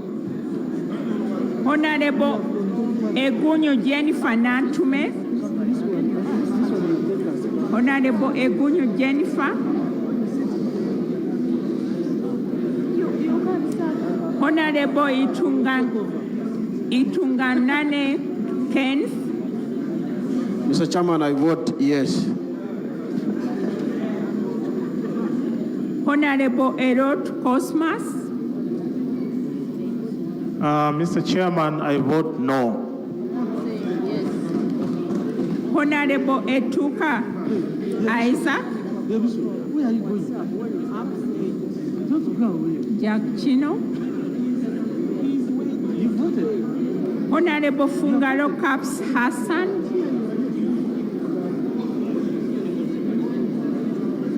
Honorable Gafab Sir Richard Muhumuza. Mr. Chairman, I vote yes. Honorable Galavs Den Sozi. There is another confuser here. Honorable Galavs Sozi. Honorable Gonahasa Francis. I vote yes. Honorable Guma Gumisiriza David.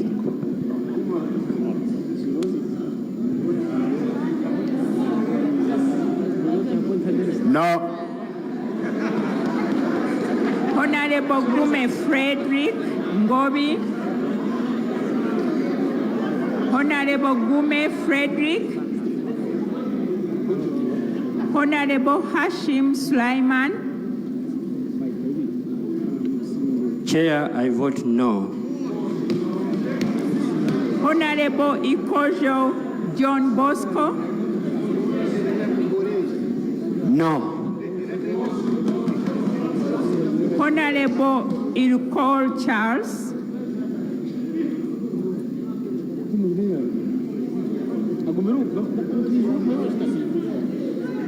Honorable Ilkol Charles.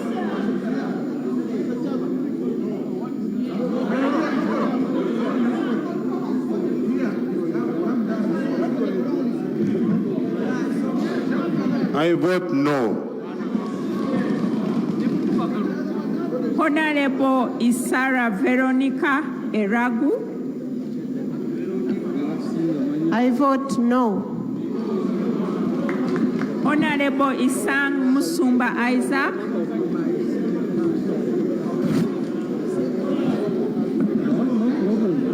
I vote no. My brother.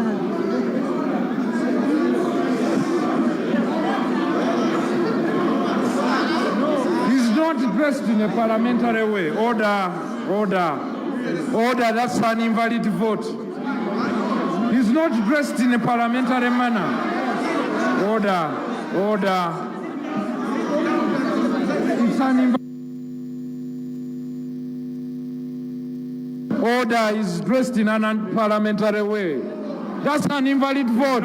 Why do you say no? He can't be seen. He cannot be seen.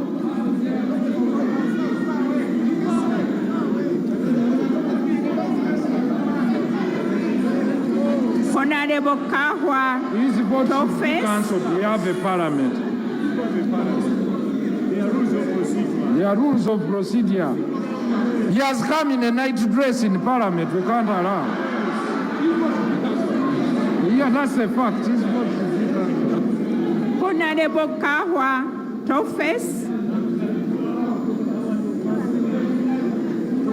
Honorable Kafuzi Habat. Honorable Kabafunzachi Habat. Honorable Kabafunzachi. Honorable Kaba Jenny Rose. Honorable Kaba Jenny Rose. Honorable Kabije Shira Mwine. I vote no. Honorable Kabas Guruka Michael. Actually, no. Procedure, Mr. Chairman. Procedure, Mr. Chairman. Procedure, Mr. Chairman. Procedure, Mr. Chairman. Honorable. Procedure, Mr. Chairman. Please, honorable members. Proceed. Let's do this vote, please. Honorable Kafero Sechtoreko Robert. Honorable Kafero Sechtoreko Robert. Honorable Kafus Jackson. Procedure, Mr. Speaker. Procedure, Mr. Speaker. We are voting, Honorable Member. Please resume your seat.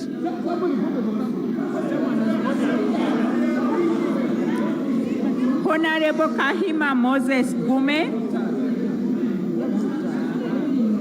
Order, members, please. Honorable Kahima Moses Mugume. Kahima Moses Mugabe, I vote no. Honorable Kahunde Helen. I vote yes. Honorable Kajara Aston Peterson. Honorable Kajara.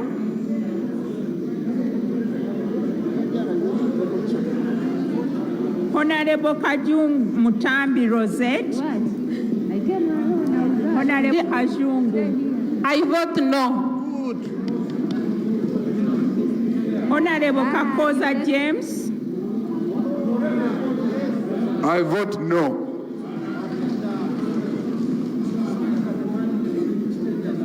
Honorable Kakoza Joseph. I'm the member who wrote the report.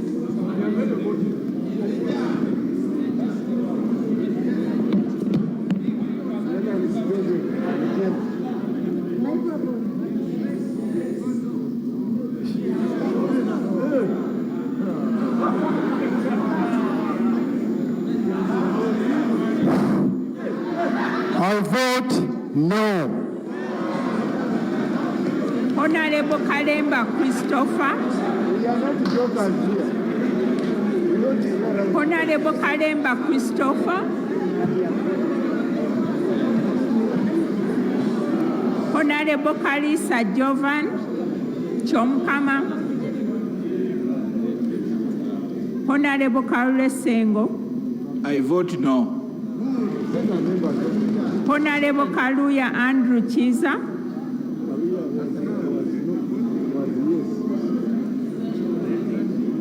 Honorable Kamara John Nzeimana.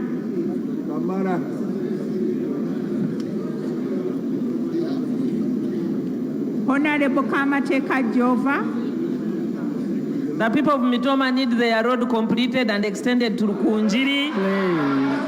And hospitals upgraded. Please. I vote no. Honorable Kamugo Pamela. I vote yes. Honorable Kamut Ephraim. Honorable Kamut. Honorable Kamusime Caroline. Honorable Kamusime Pentagon. I vote yes. Honorable Kangwaje Stephen. Honorable Kangwaje Stephen. I vote no. Honorable Karubanga David.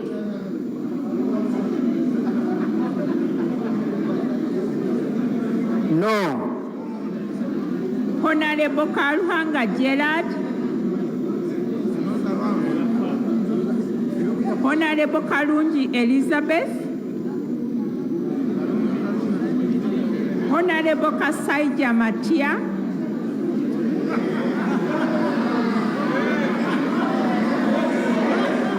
No. Honorable Kasibante Moses.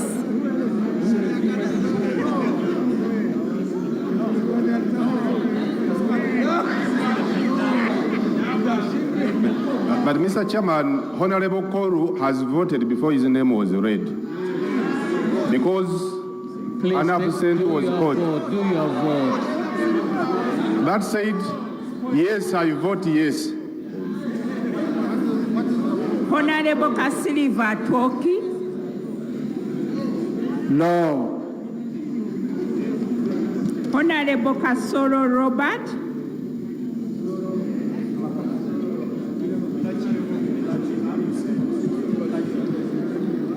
Honorable Kasozi Ibrahim. I vote yes.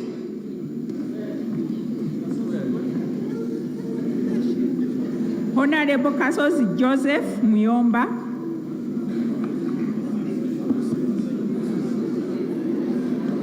Honorable Kasule Robert Sebunya. I vote no. Honorable Kasumba Patrick. I vote no. Honorable Katari Joy. I vote yes. Honorable Katoru Wama.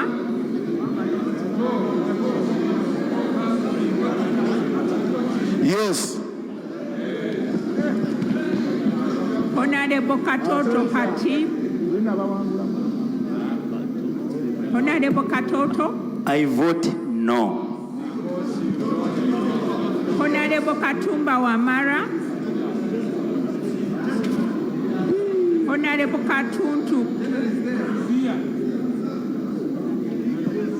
I vote no. Honorable Katun. I vote yes. Honorable Katuram Hood. Honorable Katuram Hood. Honorable Katsabe Godfrey. Honorable Katushabe Ruth. I vote yes.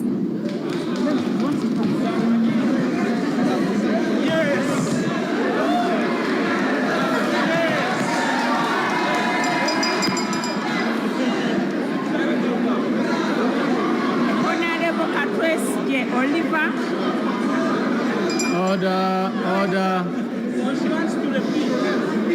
Order, members.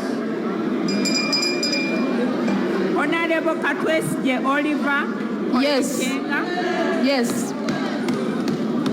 Honorable Kemirembe Pauline. I vote yes. Honorable Kesande Grace Batalingaya. Honorable I vote yes. Honorable Kaiza Justin. I vote yes. Honorable Chivalia Henry. I vote yes. Honorable Chivule Ronald. Honorable Chiza Ernest.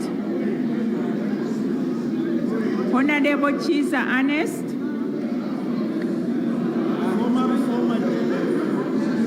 I vote no. Honorable Chiza Stella.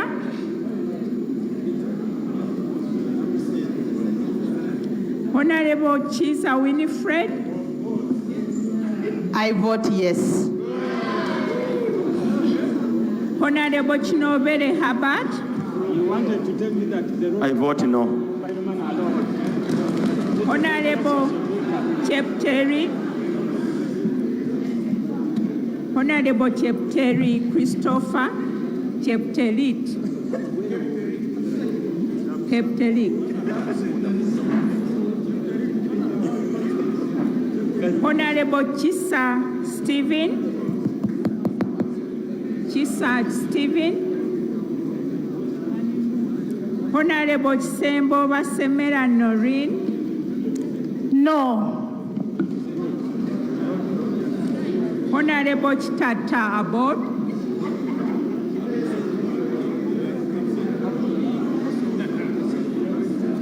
Honorable Chitut Mary Goretti.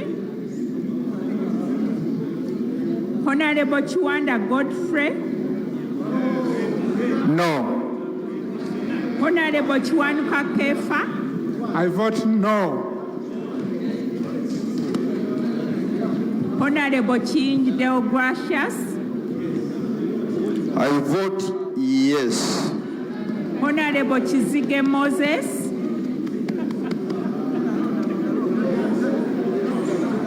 No.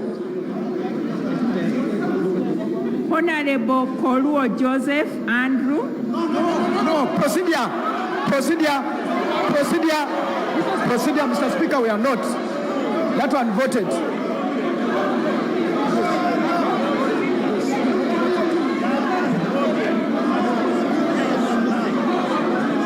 Honorable Chair.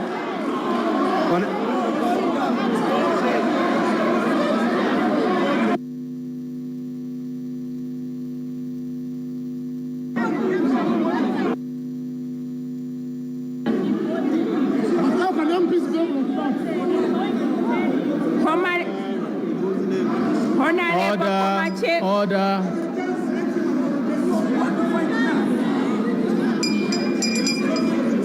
Honorable Komakech Riandro. Honorable Komakech Riandro. Order, members, order. Honorable Komhan. You see, honorable members are not hearing their names. Can we maintain some silence, please? I vote yes. Honorable Komhanj Margaret.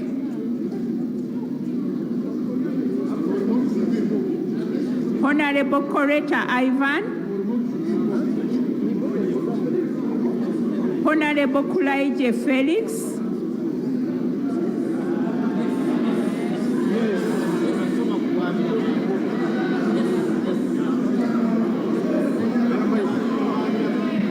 I vote no.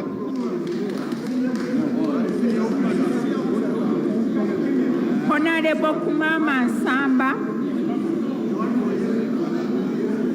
I vote no. Honorable Kunhira Agnes. Honorable Kunhira. Honorable Kusasira Peace Kanyesje. Honorable Kutesa Pecos.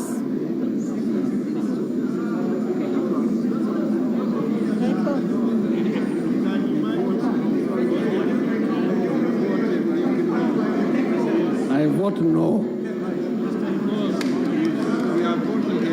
Honorable Kutesa Sam Kahamba. Honorable Chunchin Grace. I vote no.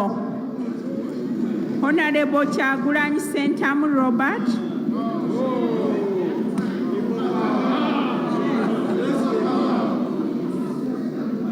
I vote yes. Honorable Chambade Amelia.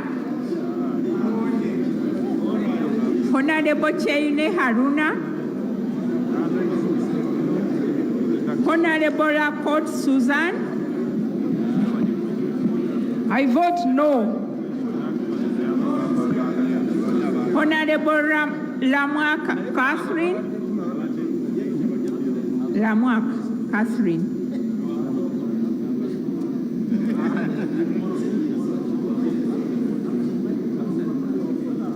Honorable Lamouak Margaret. Lamouak Margaret.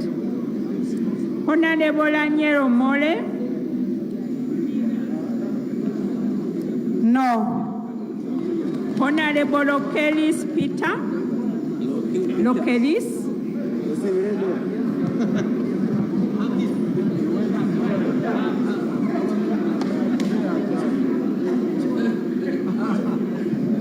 No. Honorable Lokelis Samson.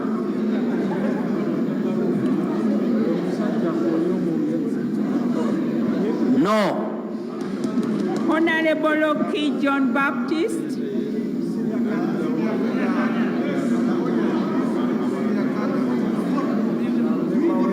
No. Honorable Loki Peter Abrahams. Honorable Lokodo Simon. Honorable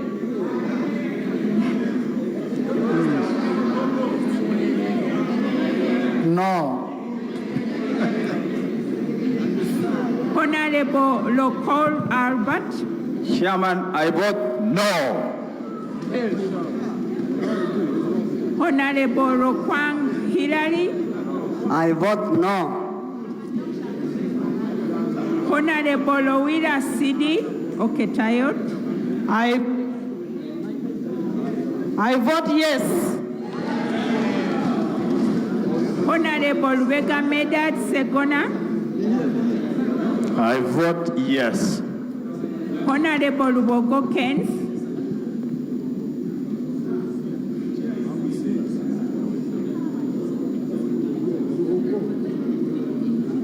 Honorable Fafa Nelson.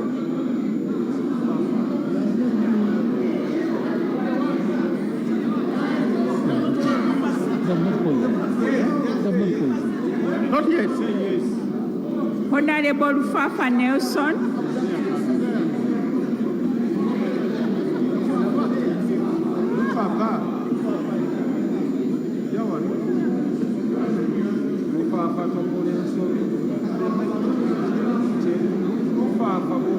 I vote yes.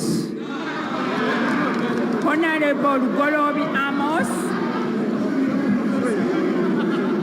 Honorable Gorobi Amos. No.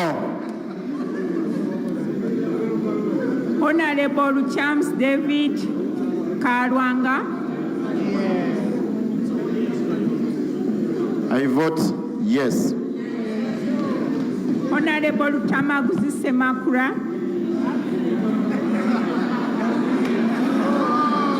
I vote yes. Honorable Yomok Sam.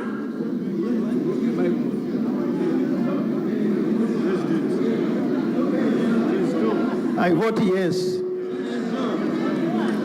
Honorable Macho Geoffrey.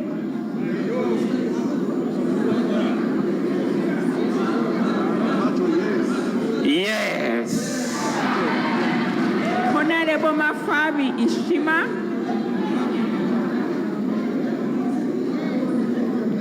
No.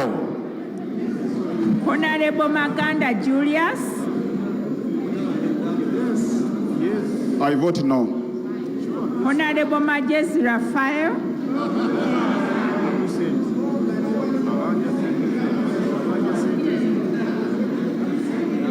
Honorable Makumbi Kamya Henry.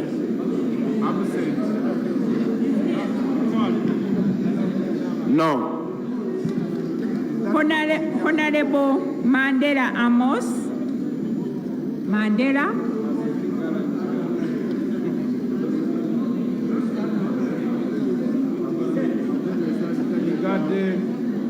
Honorable Mangusho Lawrence.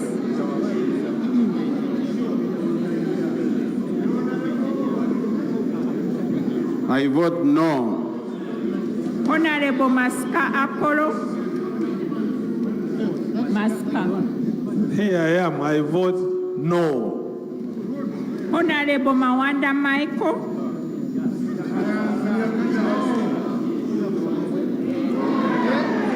No. Please vote again. Vote again.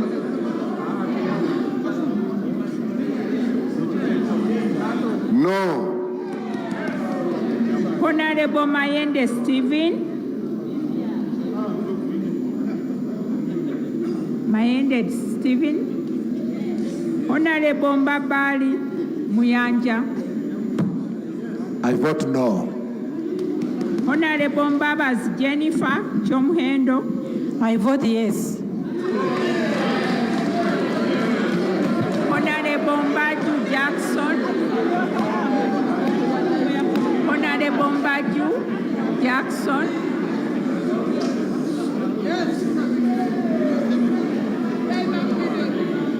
Honorable Mbalibula Christopher.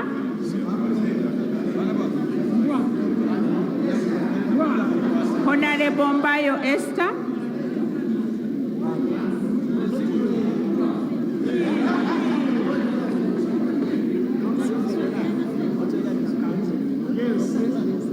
I vote no. Honorable Mbeiza Margaret.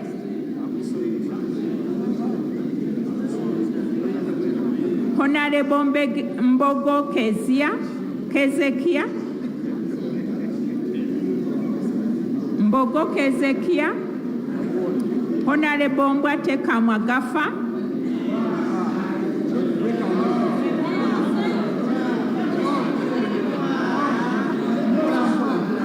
I vote yes. Honorable Migade Robert.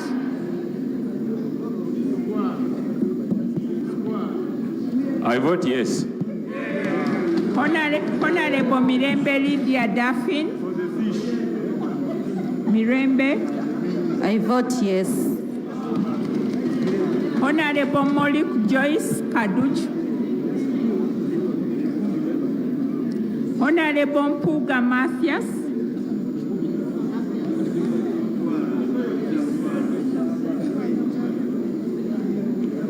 I vote yes. Honorable Mudokoi Fred Oduchu. I vote yes. Honorable Mugabe Kahonda Donosio. I vote yes. Honorable Mugema Peter. Mugema Peter. Order, members. Honorable Mugema Peter.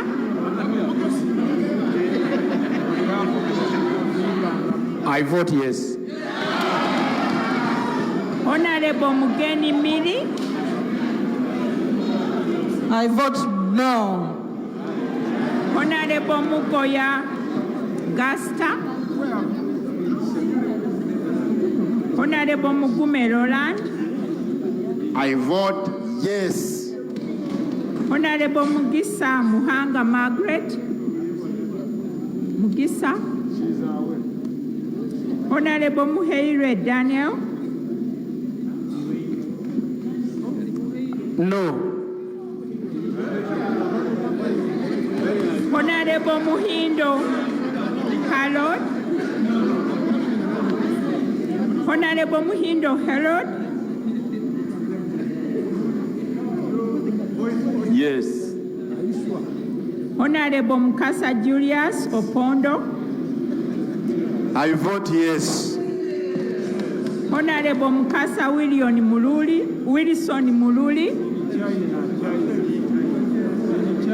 Honorable Mukisa Robina Hope. Honorable Mukisa.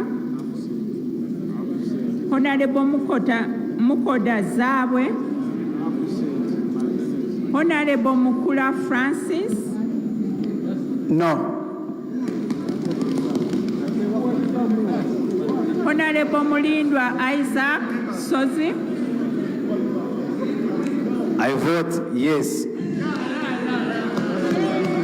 Honorable Munyagwa Mubaraka Selunga. Honorable Musana Eric. I vote yes. Honorable Musasizi Henry. Honorable Musasizi Henry. No. Honorable Musoke Paul Sebulime. Honorable Musoke Robert. Honorable Mutebi David Ronnie. Honorable Mutebi Noah Wanzala. I vote no. Honorable Mtoni Rose Masaba.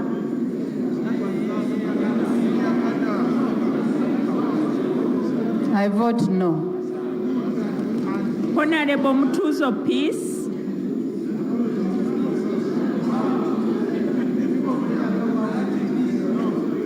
I vote no. Honorable Mwanga Chivumbi Muhammad. I vote yes.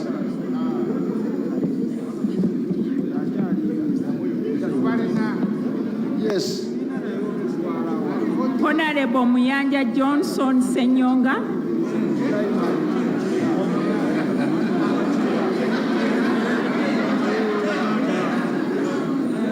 I vote yes. Honorable Muyingo John Chrysostom. Honorable Muyingo. I vote no. Honorable Mwesge Adolf Kasaija. I vote no. Honorable Mwesgwa Rukutana. I vote no. Honorable Mwesge Fred. I vote no.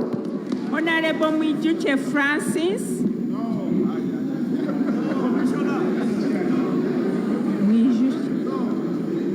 I vote yes. Honorable Mwine Mpaka. I vote yes. Honorable Wilford.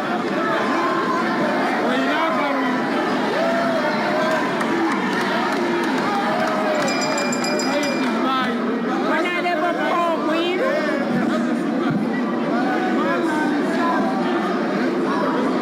Honorable Will Paul.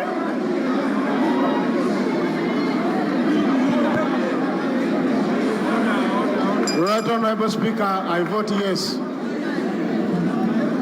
Honorable Navakoba Judith.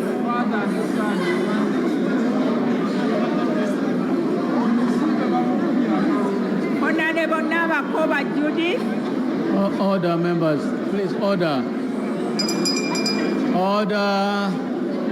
Honorable Nabaiga Aida.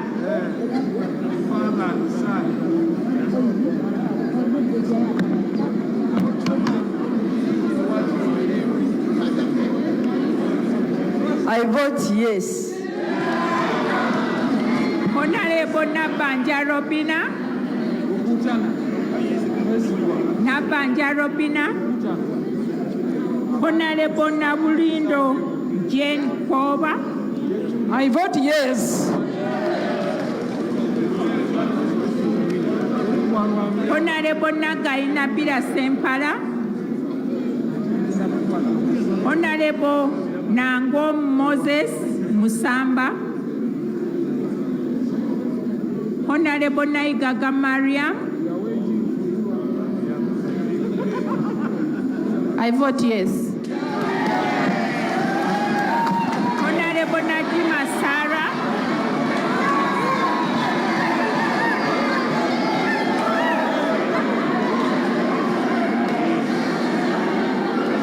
Honorable Najuma Sarah. Order. Can we have order, honorable members? Honorable Najuma Sarah. Honorable Nakate Lilian. Najuma Sarah. Honorable members, they can't hear. Please. Honorable Najuma Sarah.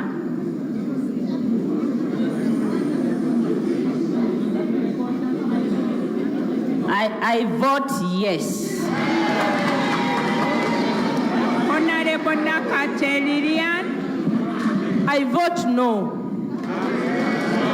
Honorable Nakaunde Sarah. I vote yes. Honorable Nakayenze Koni. I vote yes. Honorable Narule Safia. Honorable Narule Safia. Honorable Namayanja Florence. I vote yes. Honorable Nambeshe John Baptist. Mr. Chairman, I vote yes. Honorable Naomi Stella Nyomera. I vote no. Honorable Namganza Passis. Honorable, I vote no. Honorable Namgwanya Beni Bugembe. I vote no. Honorable Namuju Sise.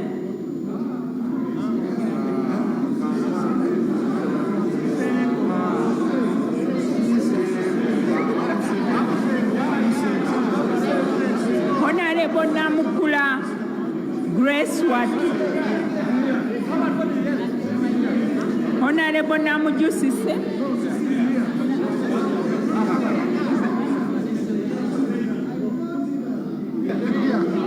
I vote yes.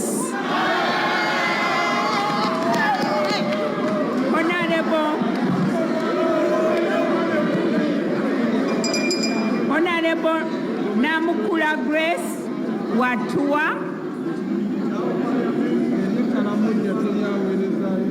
Honorable Namukula Grace Watua. Honorable Namuyangu Jennifer.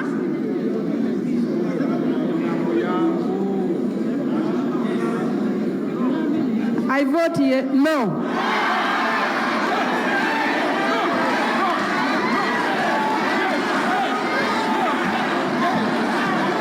Right, Honorable Speaker, no. She has said the Madam Speaker. Honorable Nandala Mafabi.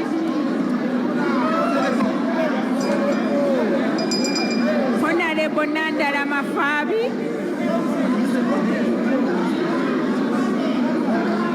Honorable Nandala Mafabi.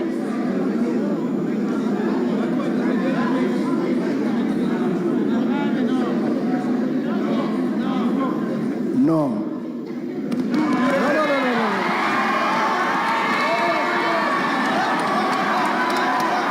Mr. Speaker,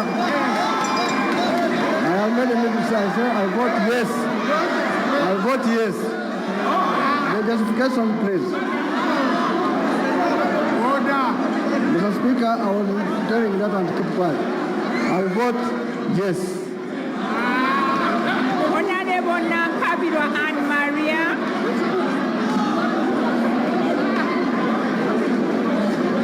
Honorable Nakabirwa Anne Maria. Order. Honorable Nakabirwa Ruth Sentamu. Honorable Nakabirwa Ruth Sentamu. Nankabirwa Ruth Sentamu. I vote no.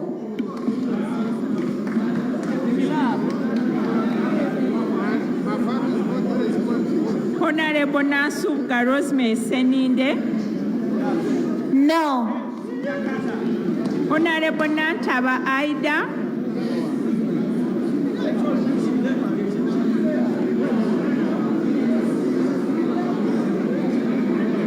Honorable Nanyondo Veronica.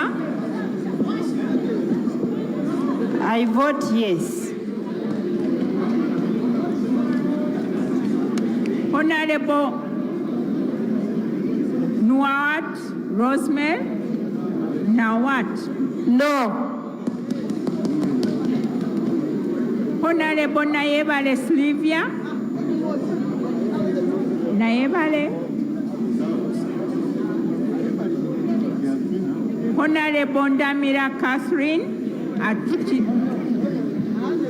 Mr. Chairman, I vote yes. Honorable Des Alex. Honorable Des Alex.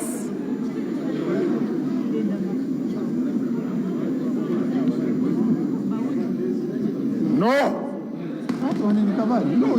Honorable Ngabirano Charles. Honorable Ngabirano Charles. No. Honorable Nisima Boaz Kasirabo.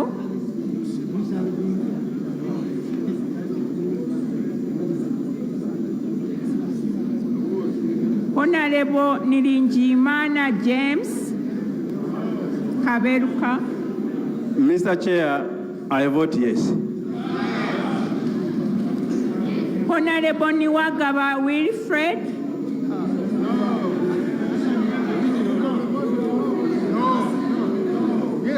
It's my motion, yes. Honorable Nokrach Wilson William. Nokrach. Honorable Samba Oshabe Patrick.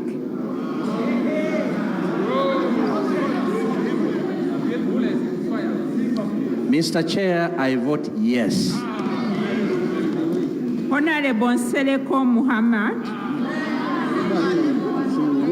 Mr. Chair, I vote yes for the removal of this tax. Honorable Subuga Simeo.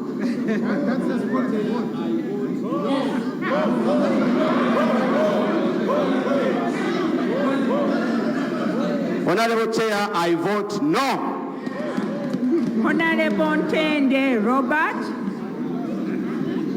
Mr. Chair, I vote yes. Honorable Nyakecho Annette. Nyakecho.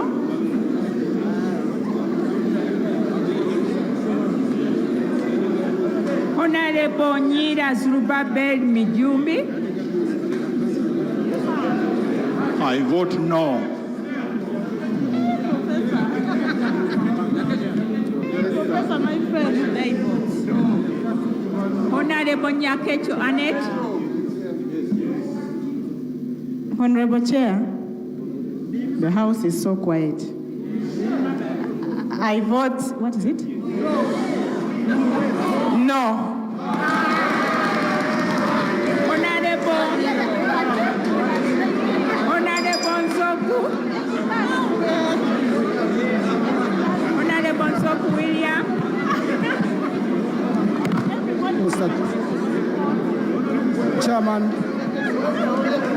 Mr. Chairman, I vote yes for the removal of the tax.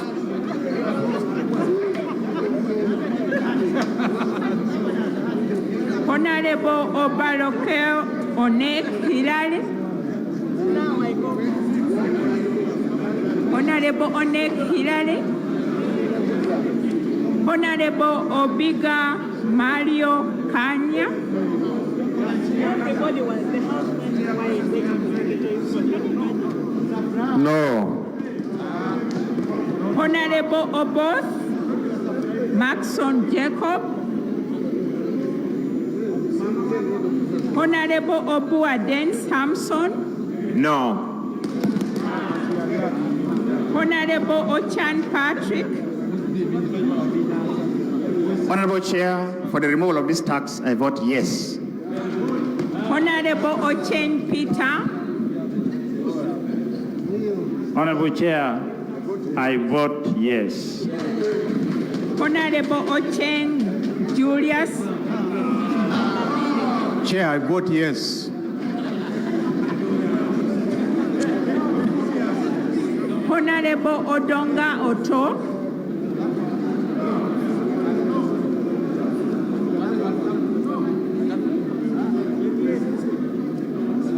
Honorable Odong Jeje.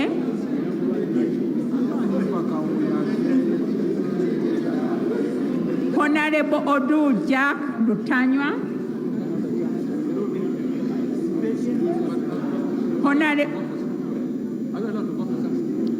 Honorable Odul Jonathan. I vote yes. Honorable Ofono Apple Yeli. Ofono. Honorable Ogama Ali Ismail.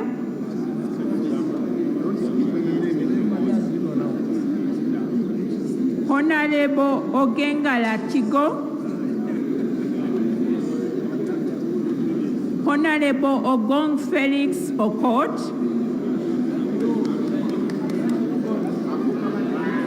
Honorable Oguzuli Dens.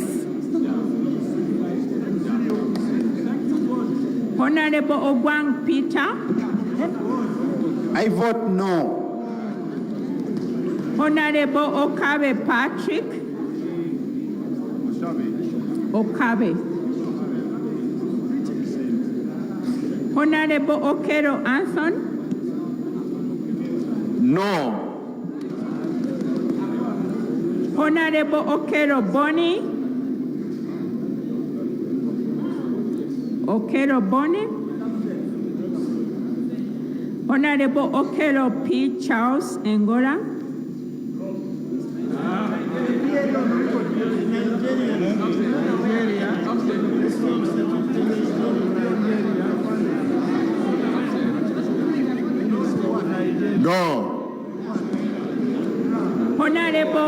Okin PP Ojala. I vote yes. Honorable Okolmoy Janet Grace. No. Honorable Okot Peter. Yes. Honorable Okum Ronald Regan. Honorable Okupa Elijah.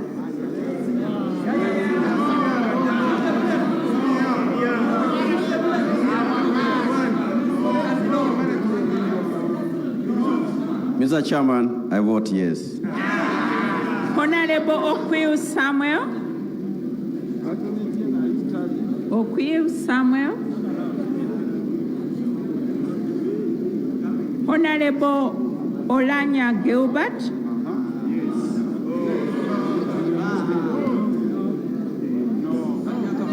Chairman, I vote yes. Honorable Olega Ashraf. Olega Ashraf. Honorable Chairman, I vote no. Honorable Omoni Oscar.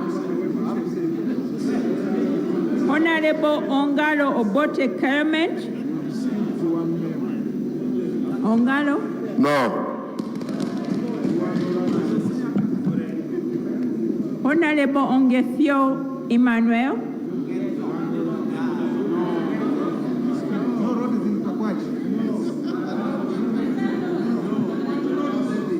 For the roads in Pakwach which are there, I vote yes. Honorable Onyang Gideon. Honorable Onyang. Order, members. Honorable Onyang Gideon. Honorable Onzima Godfrey. I vote yes. I mean no. Can I correct my vote? Yes, I vote no. Honorable Oplot Isiaji Patrick. Oplot.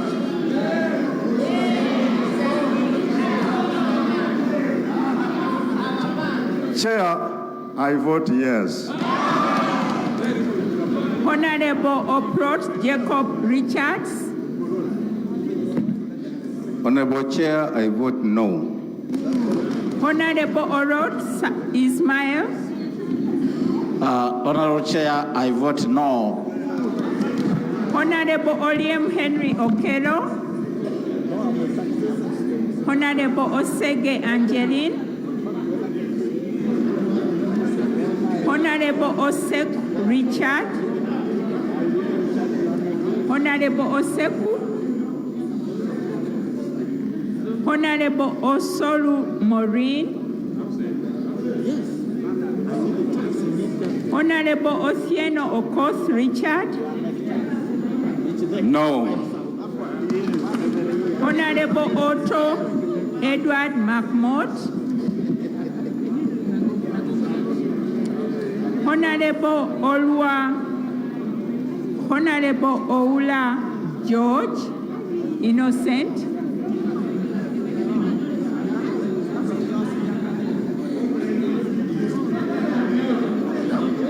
I vote no.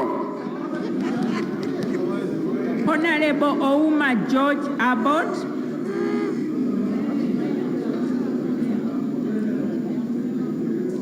Honorable Ouma. Honorable Oyet Simon. Honorable Luhunda Alex. Honorable Luhunda Alex. Honorable Rabulindora Bishanga Tassis.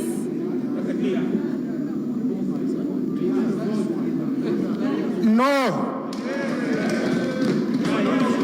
Honorable Rabshaija Margaret. Honorable Rabshija Margaret.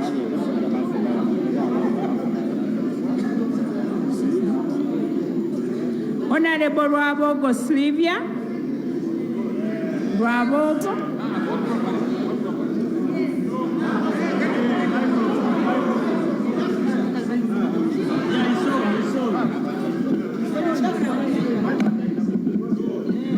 Yes. Honorable Rwachmari Beatrice. I vote no. Honorable Rwakojo Robina.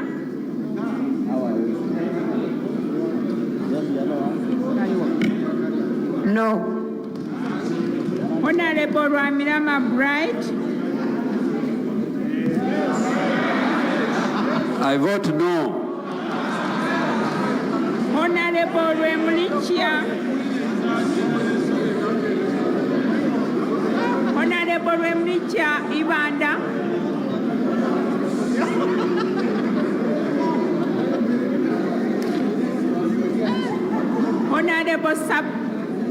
Honorable Sabit Dens. Honorable Chair, I vote yes. Honorable Sebagala Latif.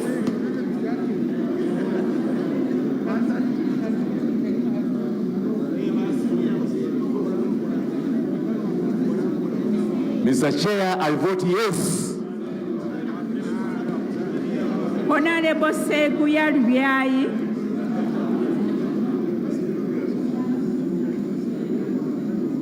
Honorable Sechindi Aisha. I vote yes. Honorable Can I correct my vote? Can I correct my vote? I vote no.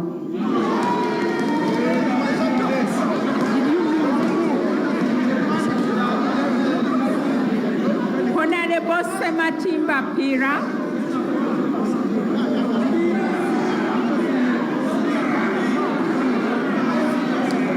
Honorable Chair, I vote no. Honorable Sliwan Solomon. Honorable Sliwan Solomon. Honorable Sizom Gashom. Honorable Sizom. Honorable Soyeko Kens. I vote no.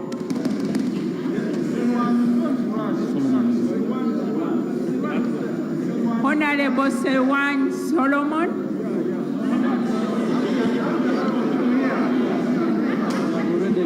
I vote no.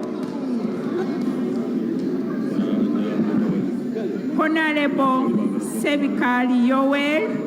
I vote no. Honorable Sekabito Joseph. Sekabito. Honorable Second Edward Chwanka.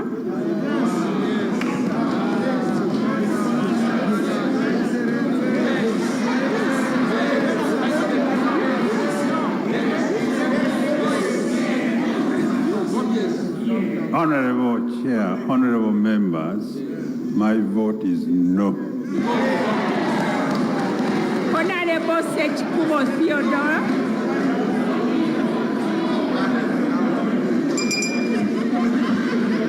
Honorable Sechikubo Theodore. Honorable Sembacha Edward. Honorable Sempara Chigozi Emmanuel. Honorable Chairman, I vote yes. Honorable Sempija Vincent Bamlangachi. Mr. Chairman, sir, I vote no. Honorable Semuju Ibrahim.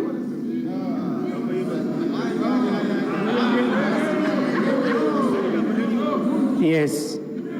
Honorable Semuli Anson.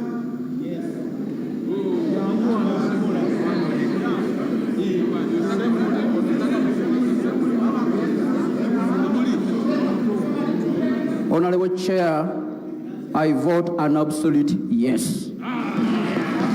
Honorable Sentongo Robina.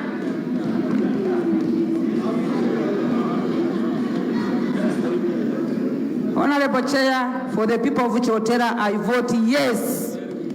Honorable Sewanyana Aloysius. For the poor majority, yes. Honorable Seung Joseph.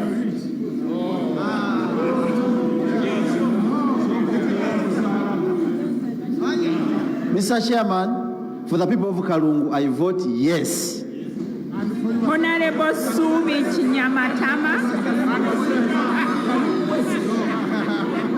Honorable Subi Chinyamatama. Honorable Taka Agnes Wejuli.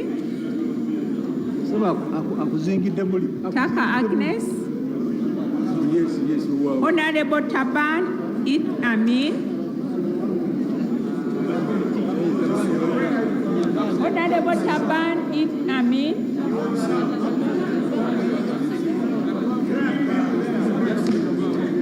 Honorable Tachira Francis. Honorable Chairman, I vote no.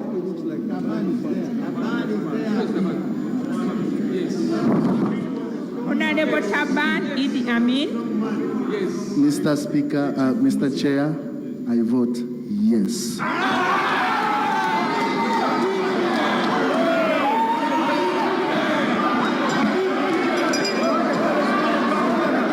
Mr. Honorable Tayewa.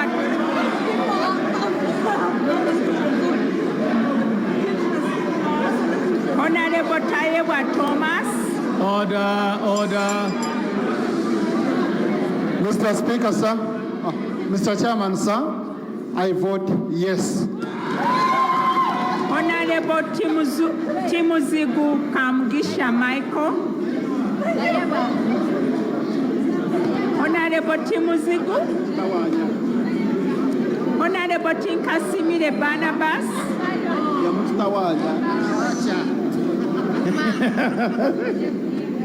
Mr. Chairman, on behalf of the people of Viaga West, I vote yes. Honorable Tumheire Fred Triamheza. For Jumbura, I vote yes. Honorable Tumulamye Genesio. Honorable Chair, I vote no. Honorable Tumusime Rosemary Bikako. Honorable Chair, I vote no. Honorable Tumwebaze Frank Kajiji. No. Honorable Tumwesije Elioda. I vote no. Honorable Tumwine Anne Mary. Honorable Tumwine Anne Mary.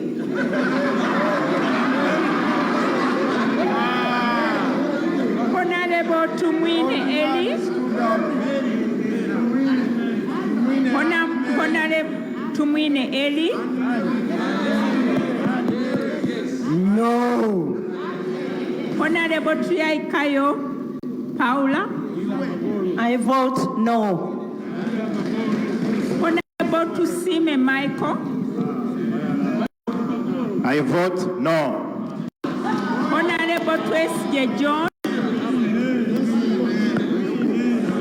Honorable Twesje John.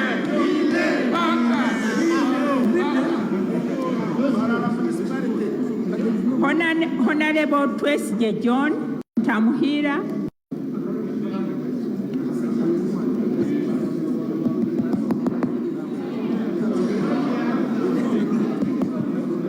Honorable Chair, I vote no. Honorable Twesje Nathan Itungo. Honorable Chair, I vote no. Honorable Twinamas Konesmas. Mr. Chair, I vote yes. Honorable Wadri Casiano. Mr. Chairman, on behalf of the people of Arua Municipality, I vote yes. Honorable Waira Chewalabye Majegere.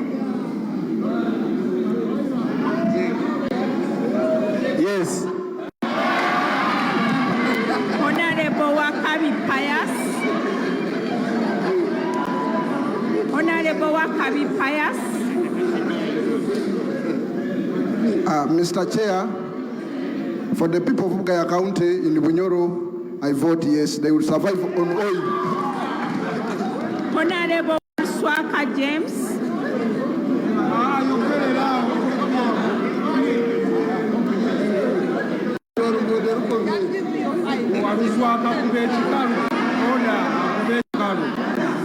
Order attacking your shots. Honour Chair, on behalf of the people of Butareja, Bunyoro West, and my own behalf, I vote no, no, no. Honorable Wamala Nambos of Florence. Honorable Wamala Nambos of Florence. Honorable Waliomu Muanika Moses.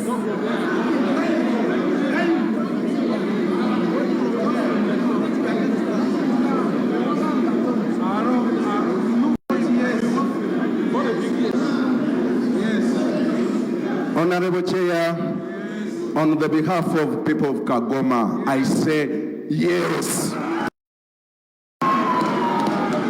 Honorable Wamanga Wamai. Honorable Wamanga Wamai.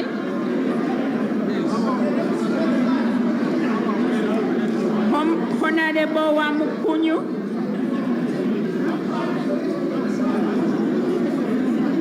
Honorable Mudimi. Mr. Chairman, I vote no.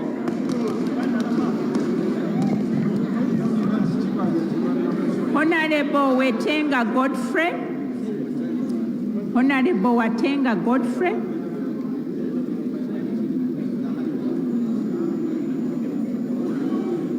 Honorable Watongora Rehema. Honorable Chair, I vote no. Honorable Wekomba Sarah Nambozo.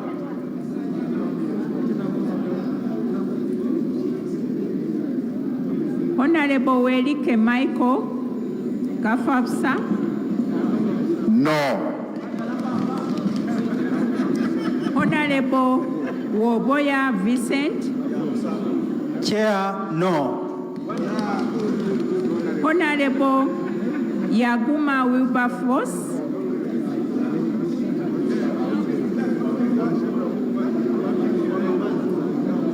Honorable Zake Francis.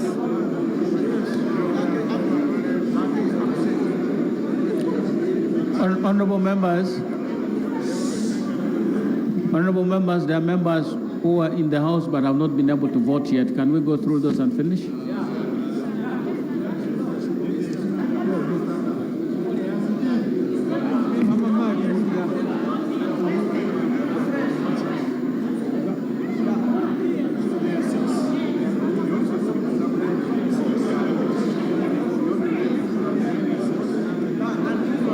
Honorable Kasozi Muyomba.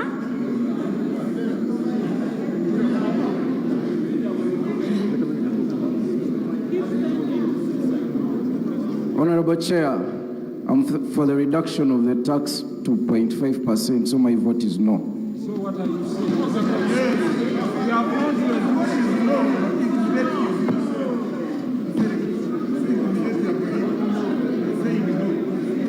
say no.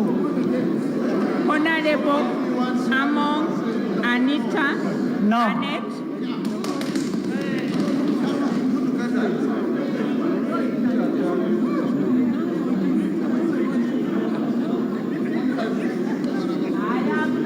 Voted, Mr. Speaker, sir. Chair. Mr. Chair.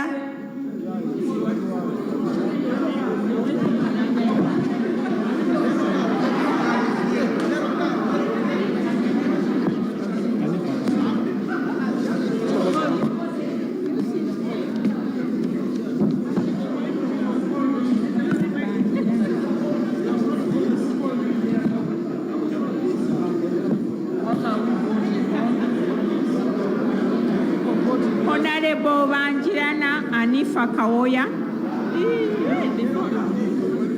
For the people of Sembabule district and on my own behalf, I vote no.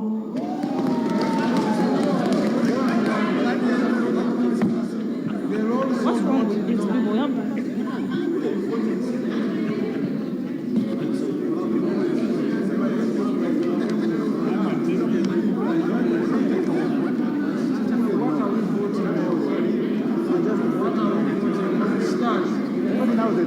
Honorable Nagai Nabila Sempala.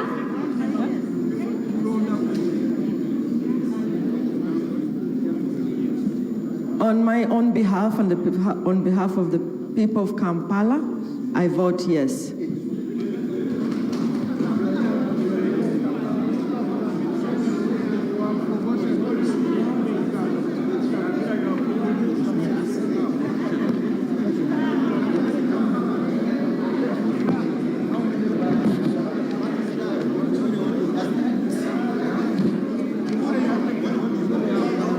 Honorable Chibule Leonard. Want it? Mr. Chair, I vote no.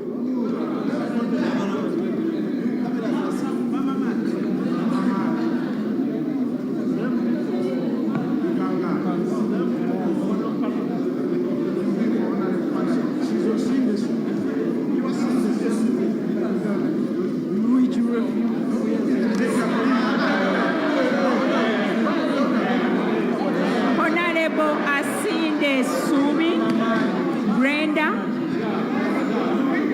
On behalf of the people of Iganga, I vote yes.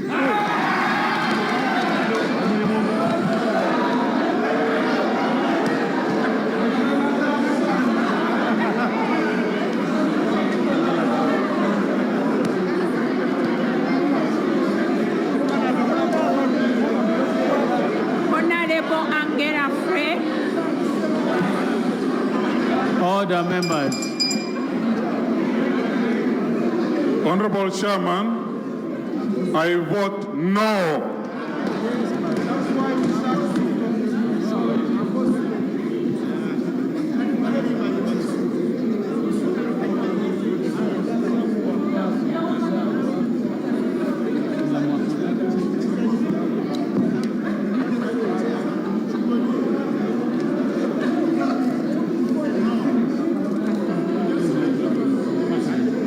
Honorable Lamwa Catherine. Mr. Chairman, I vote no.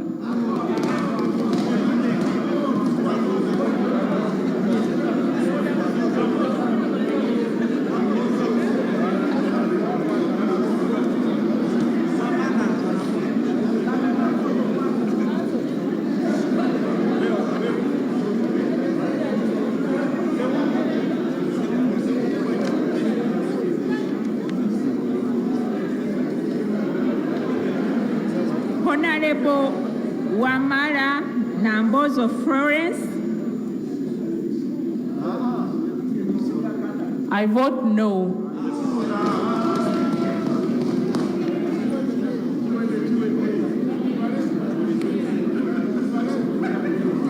Any other member who has not taken the vote?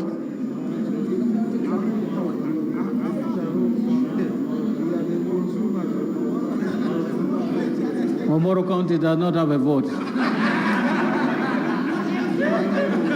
He only announces votes.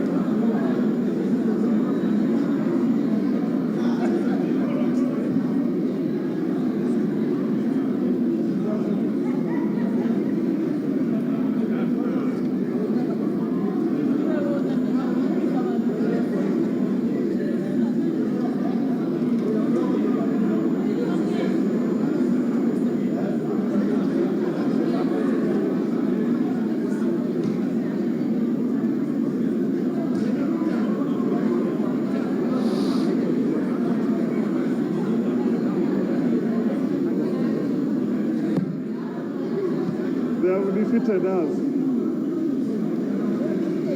Yeah, we concede defeat.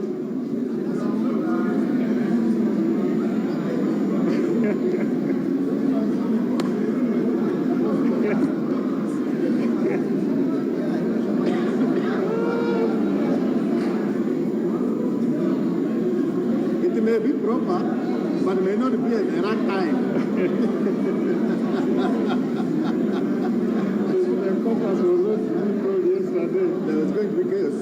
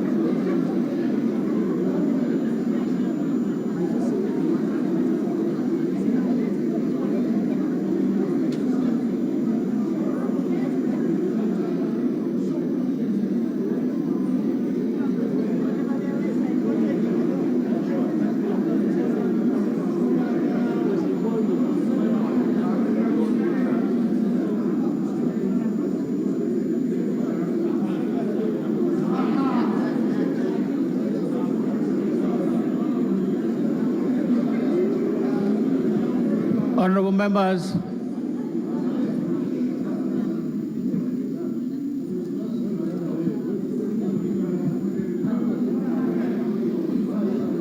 there were three kinds of votes: those in favor, those against, and those abstaining. Total number of votes, 288. Those in favor of the motion, 124. Those against, 164.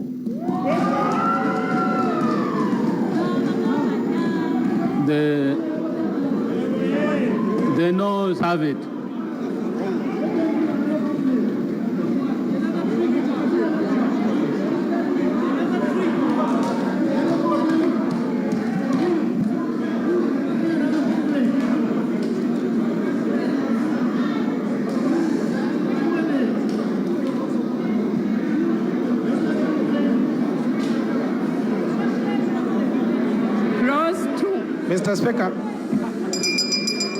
Mr. Speaker,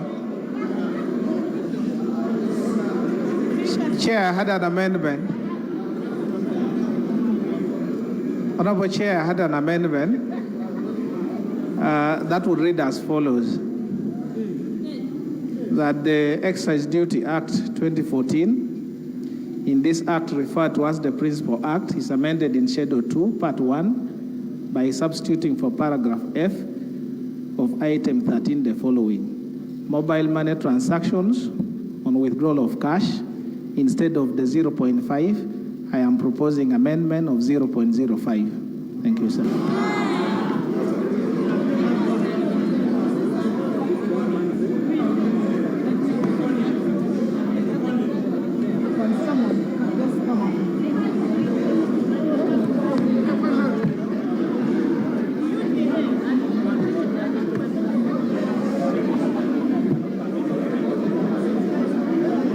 Honorable members,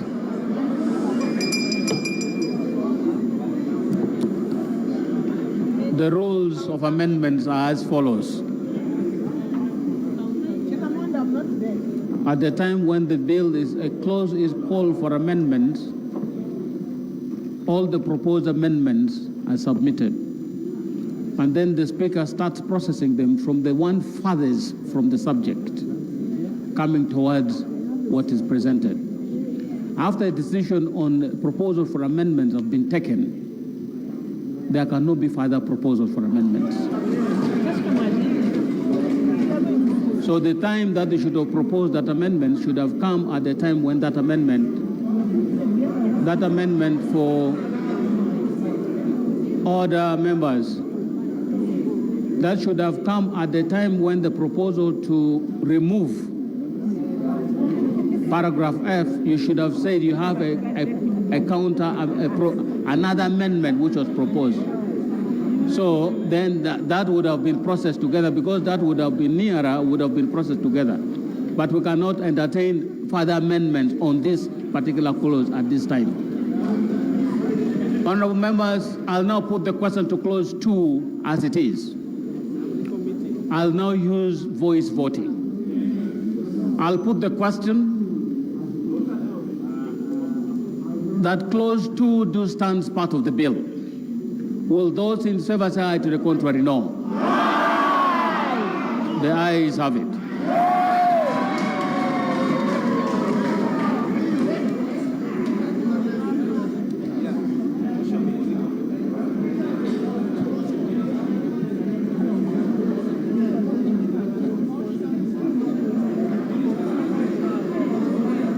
Motion for the House to resume. Honorable Minister. Mr. Speaker, Mr. Chair, I beg to move that the House do resume and the Committee of the whole House reports there too. Honorable members, the motion is for resumption of the House. Enable the Committee of the whole House report. I put the question that motion. Those in favor say aye. To the contrary, no. The ayes have it.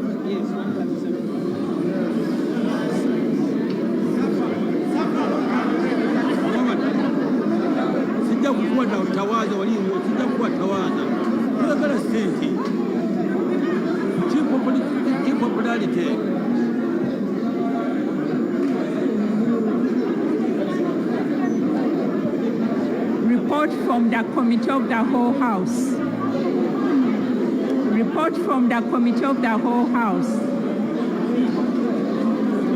Report from the Committee of the whole House. Honorable Minister.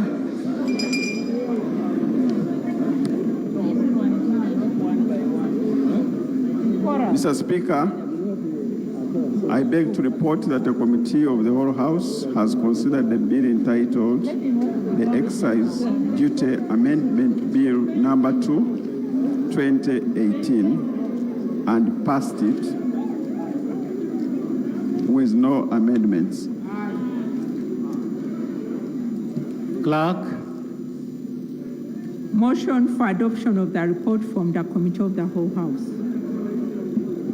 Mr. Speaker, I beg to move that the report from the Committee of the Whole House be adopted. Honorable members, the motion is for adoption of the report of the Committee of the Whole House. I put the question to that motion. Those in favor say aye, to the contrary, no. The ayes have it. Bill third reading.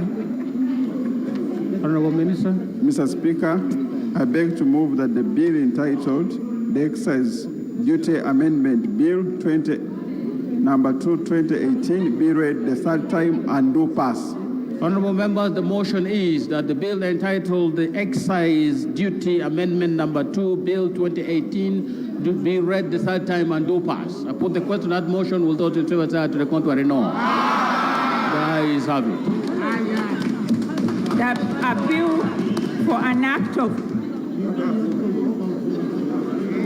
A bill for an act entitled the Excise Duty Amendment Number 2, Bill 2018. Thank you, honorable members. It's been a clear show of interest, and a decision has been made. We stand with that decision. Can we go back to item 3? Item 3. Honorable members, in the public gallery this afternoon, we have pupils and teachers of modernity, day and boarding nursery and primary school in Busiki County, Namutoma District, represented by the Honorable Akamba Paul and Honorable Naigaga Miriam. They're here to observe the proceedings. I hope they have gone. Okay. In the public gallery, we also have pupils and teachers. Hey, the same. Okay. Honorable Minister.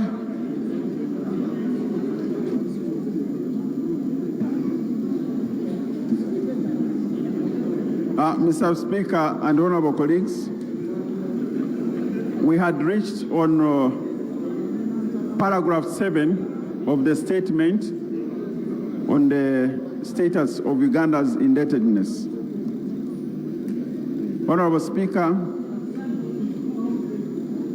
as I said, the 4 biggest beneficiaries of debt financing by sector are energy, works, agriculture, and water, which is consistent with the government's strategy to reduce the cost of doing business, develop infrastructure to boost growth, energy for support of industrial development.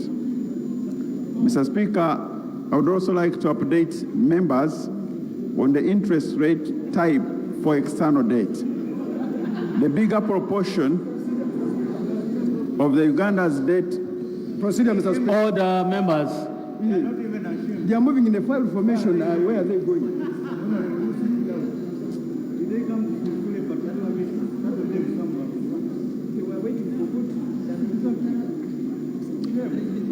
Mr. Speaker, 92% of external debt was contracted at fixed interest rates, while the variable interest rates and no interest rate constitute 7% and 1% respectively of the total external debt disbursed and outstanding as at June 2018. Most of the variable rate debt from bilateral creditors is from China, while African Development Bank dominates the variable rate debt from multilateral creditors. Mr. Speaker, Government of Uganda's major express contingent liabilities arise from loan guarantees whose exposure stood at 53 million as of June 2018, representing 0.19 of GDP.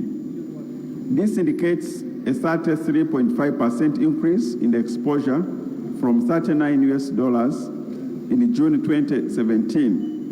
The increase is attributed to recently issued guarantee to the Islamic University in Uganda Procedure. of 13 point. Oh, sorry. Procedure? Right, Honorable Speaker. We complain about this statement It's being. It's uploaded. It's uploaded. Yes. It has been there since. Proceed.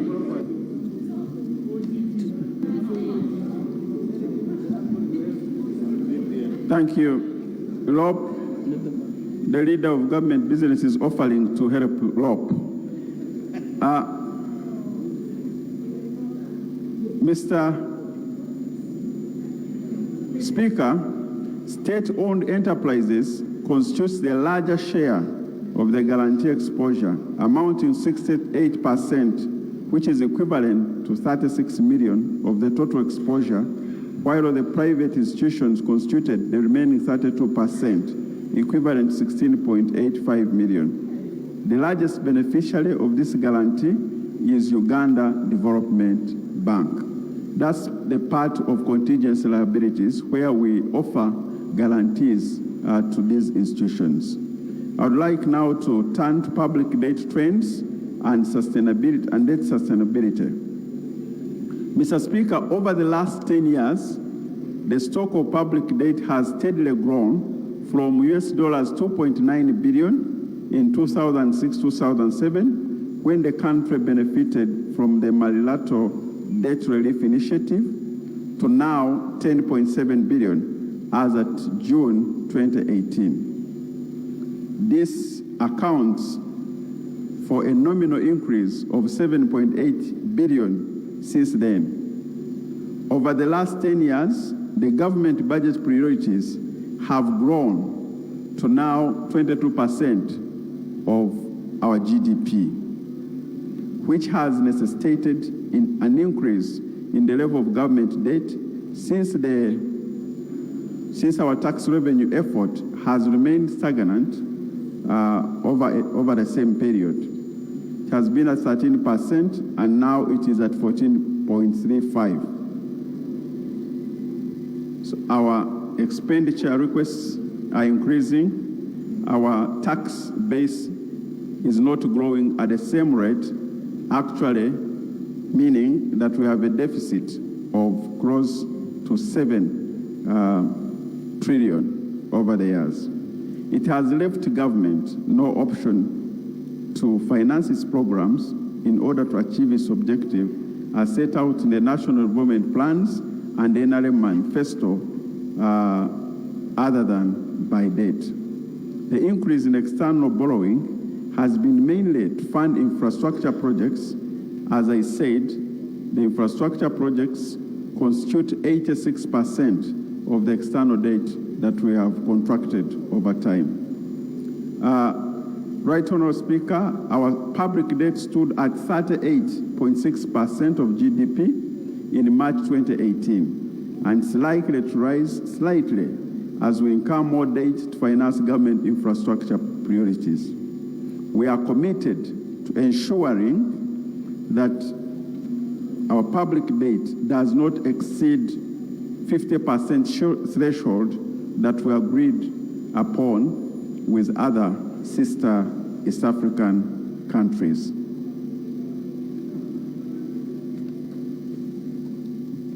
Mr. Speaker and honorable colleagues, we have, as we have seen, tried to compare the situation, our debt status with other countries. And as you can clearly see, that Uganda, over the years, is actually almost the lowest in the region, and we intend to maintain this even up to 2023, and hope by then the situation will have changed because we will have started getting our oil from the ground. So the figure shows where we are with Burundi, with South Sudan, with Kenya, Ethiopia, Rwanda, and Tanzania, and we are at the lowest. And this has not shown even other countries like USA, which is at 70%, and other countries. So in conclusion, Mr. Speaker, we have attached a detailed report which we laid here a few months ago, that has detailed information on each and every loan that you have acquired, the financial performance. And we do hope that at an appropriate time, this House will call upon the sector ministries to come here, if necessary, and go through loan by loan so that the whole House knows where we stand. But the point this afternoon wanted to make is that we are still within our debt sustainability framework. We are very cautious as we contract these loans. We also working hard to boost our domestic revenue mobilization, and want to actually thank all members who have participated in this afternoon's debate and have passed yet another measure to help us boost our revenue. Because the more we collect more revenue, the less we borrow and the less interest that we pay. We thank you for listening to the ministry's statement. Thank you very much, Honorable Minister. Honorable members, the genesis of this particular statement is not a typical ministerial statement and our rules of procedure. It arose from a question arising from the debate on loans.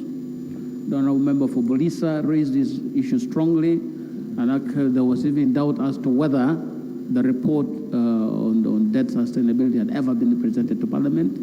And I recall that on the 1st of June of April this year, when the budget was being presented, this document was also laid here together with this. An explanation was required from the minister to actually elaborate to the House what that document says, and the minister has just done that. So if we are going to have some short clarification questions, that would be okay. But the report of the minister, the statement of the minister now should help us to, in the debate on whatever loans will be coming again. That is the kind of instruction that we needed from the minister. But we'll have some short interventions and then we see how to proceed. And I'll start from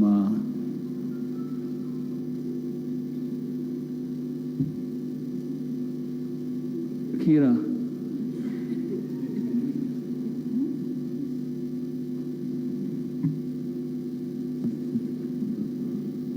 Thank you very much, Mr. Speaker. Mr. Speaker, I think part of the problem is that sometimes, and I don't want to fault anyone, we don't use the information provided sometimes by government. Yes, every year I have received a report, a more comprehensive report on loans that is always laid by Minister of Finance. Unfortunately, the Committee on National Economy does not process this report for consideration of Parliament. As a result, each time the minister responsible for borrowing comes here vending another request to borrow, then the same questions are being raised. But Mr. Speaker, as you guided, I want to ask the Honorable Minister, because you see, and I'll give an example, if you can allow me, Mr. Speaker. Rwanda, as a government, is advertising on the T-shirts of Arsenal players, Visit Rwanda. The people of UK were incensed that how can a country that will give money bring back the same money, taxpayers' money that we invest in Rwanda, to come and luxuriously display it on the jerseys of Arsenal as a football club. The question I want to ask is the question of prudence. On a Bahati, we've just, I have lost, but Parliament has passed a revision of a tax. So I want to ask you the same question that taxpayers in UK are asking. Whether you, as a person, you are comfortable with a government that is borrowing right and left. Because if you look at the report, the Honorable Chairperson of the Committee on Finance presented here, just on the money we have borrowed from commercial banks, the Treasury Memorandum and the bonds, in the budget we are going to pay, I think, if I don't have to go back to the figure, but about 2.4 trillion interest. 4.7 trillion on the money we are picking from commercial banks. I want to limit it on the commercial banks. Okay, you can take the figure that you know. The point is, after borrowing this money, and we see the head of state throwing money at every youth group he finds money you can't account for, and you're a country that is borrowing, that has to pay interest on the money you are borrowing, and then you see the head of state is in wise. How many are you? You can have this. In Chireka, how many are you? I am addressing the issue of prudence. I remember here I proposed a motion here on provision of transport, people who are working for the state. Honorable Speaker, this government requested that it is a very good proposal. They will want to study and then come back. I was even invited to the Ministry of Public Service for consultation. I didn't know that the intention was to kill it, because just the money we are spending on transport in your own budget, every single year you spend more than 150 billion shilling on buying fuel for these vehicles. I have seen now not every, many of our colleagues now even have sharpshooters, so we must provide a fuel, a driver. We are spending 100 billion shilling on maintaining these vehicles. The point, and then on purchase of new vehicles every year, we are spending 180 billion. So the total that you spend on transport without paying drivers comes to about 500 billion shilling. In fact, you don't have to go and tax the poor people who are receiving money. You just have to be prudent on the way you use money. The other Honorable Bahati, someone reported here, he was hiding in a police patrol. He has his own car now in a police patrol.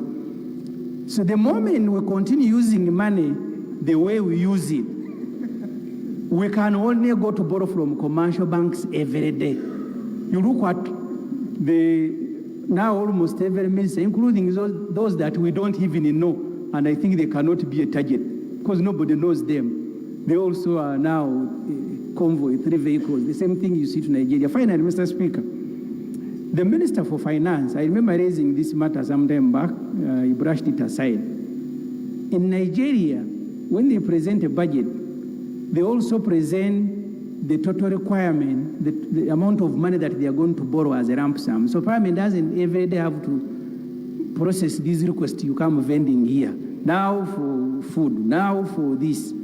I remember the last financial year, the President of Nigeria presented a request to borrow $20 billion and say that money was to finance the budget, but also I think to start an airline. So can I make the same request again? You look shabby, Honorable Bahati, especially every day coming here vending another request. Can we borrow? Why don't you, as you present your budget, the same way you present a report on our debt, come with a consolidated request to Parliament indicating the amount of money you want to borrow to finance the budget? Because you see, the questions we keep asking you are questions that are unnecessary. So the moment you appear here, Shabe, we're going to ask you the same questions. These requests, you can put them together because financing is not going to happen in 2 weeks. The financiers will make money available, consolidate them. I don't know, Mr. Speaker, I think I will make a request to go and speak to Cabinet. Because the way you appear here, you look like people who are extremely disorganized. And I don't mean to insult anyone. I am just expressing, I'll take the information. Thank you very much, my Chief Whip. The information I want to give, whenever there is a loan request, and they say we want to borrow $20 million for X item, the sharks out there who will bid for that job would know that the money they borrowed is $20 million. So the bid will be near $20 million. Now, if this money was in a basket and you called for bids, maybe that job could be even for $2 million or $5 million. So the information I'm giving is that as soon as we pass a budget, a loan here, the ones, first of all, the first people to celebrate are those who sit on the bench behind there. Those are the first one, that money has come in. Then the sharks out there who are going to bid will bid around there. And nowadays they do a cartel, and the people who lose are the people of Uganda, because we pay that money in the form of taxes, and you can see that's why you are even taxing mobile money to fund such leakages in the budget. So the information I was giving is that. Thank you. Finally, Mr. Speaker, I want to invite the Minister to reassure us on the money that we are borrowing from China and many of the projects that they are doing, including where they are going to build the road tolls and begin collecting money. Because like I said here, Tanzania did not want to benefit from the Chinese financing to do their railway because it was extremely expensive. I am happy last time when the Minister of Works was presenting, said the prices are being considered. Because you can't do 1 kilometer at $5 million and Tanzania does it at 3.5. We are going to use very big words to describe you and you'll be angry. So can you tell us, because you see, because you misbehave, you beat people, put metal on the street, you have problems of human rights that are going to be raised by other lenders. So you found China to be the easier one, because there they are not going to ask you how many people you are terrorizing on the street. Can you tell us whether our children will be able, because Honorable Matia Kasaija is near the age of my father, he may not be around in 43 years when our children are paying these debts. So can you reassure us that the burden you are creating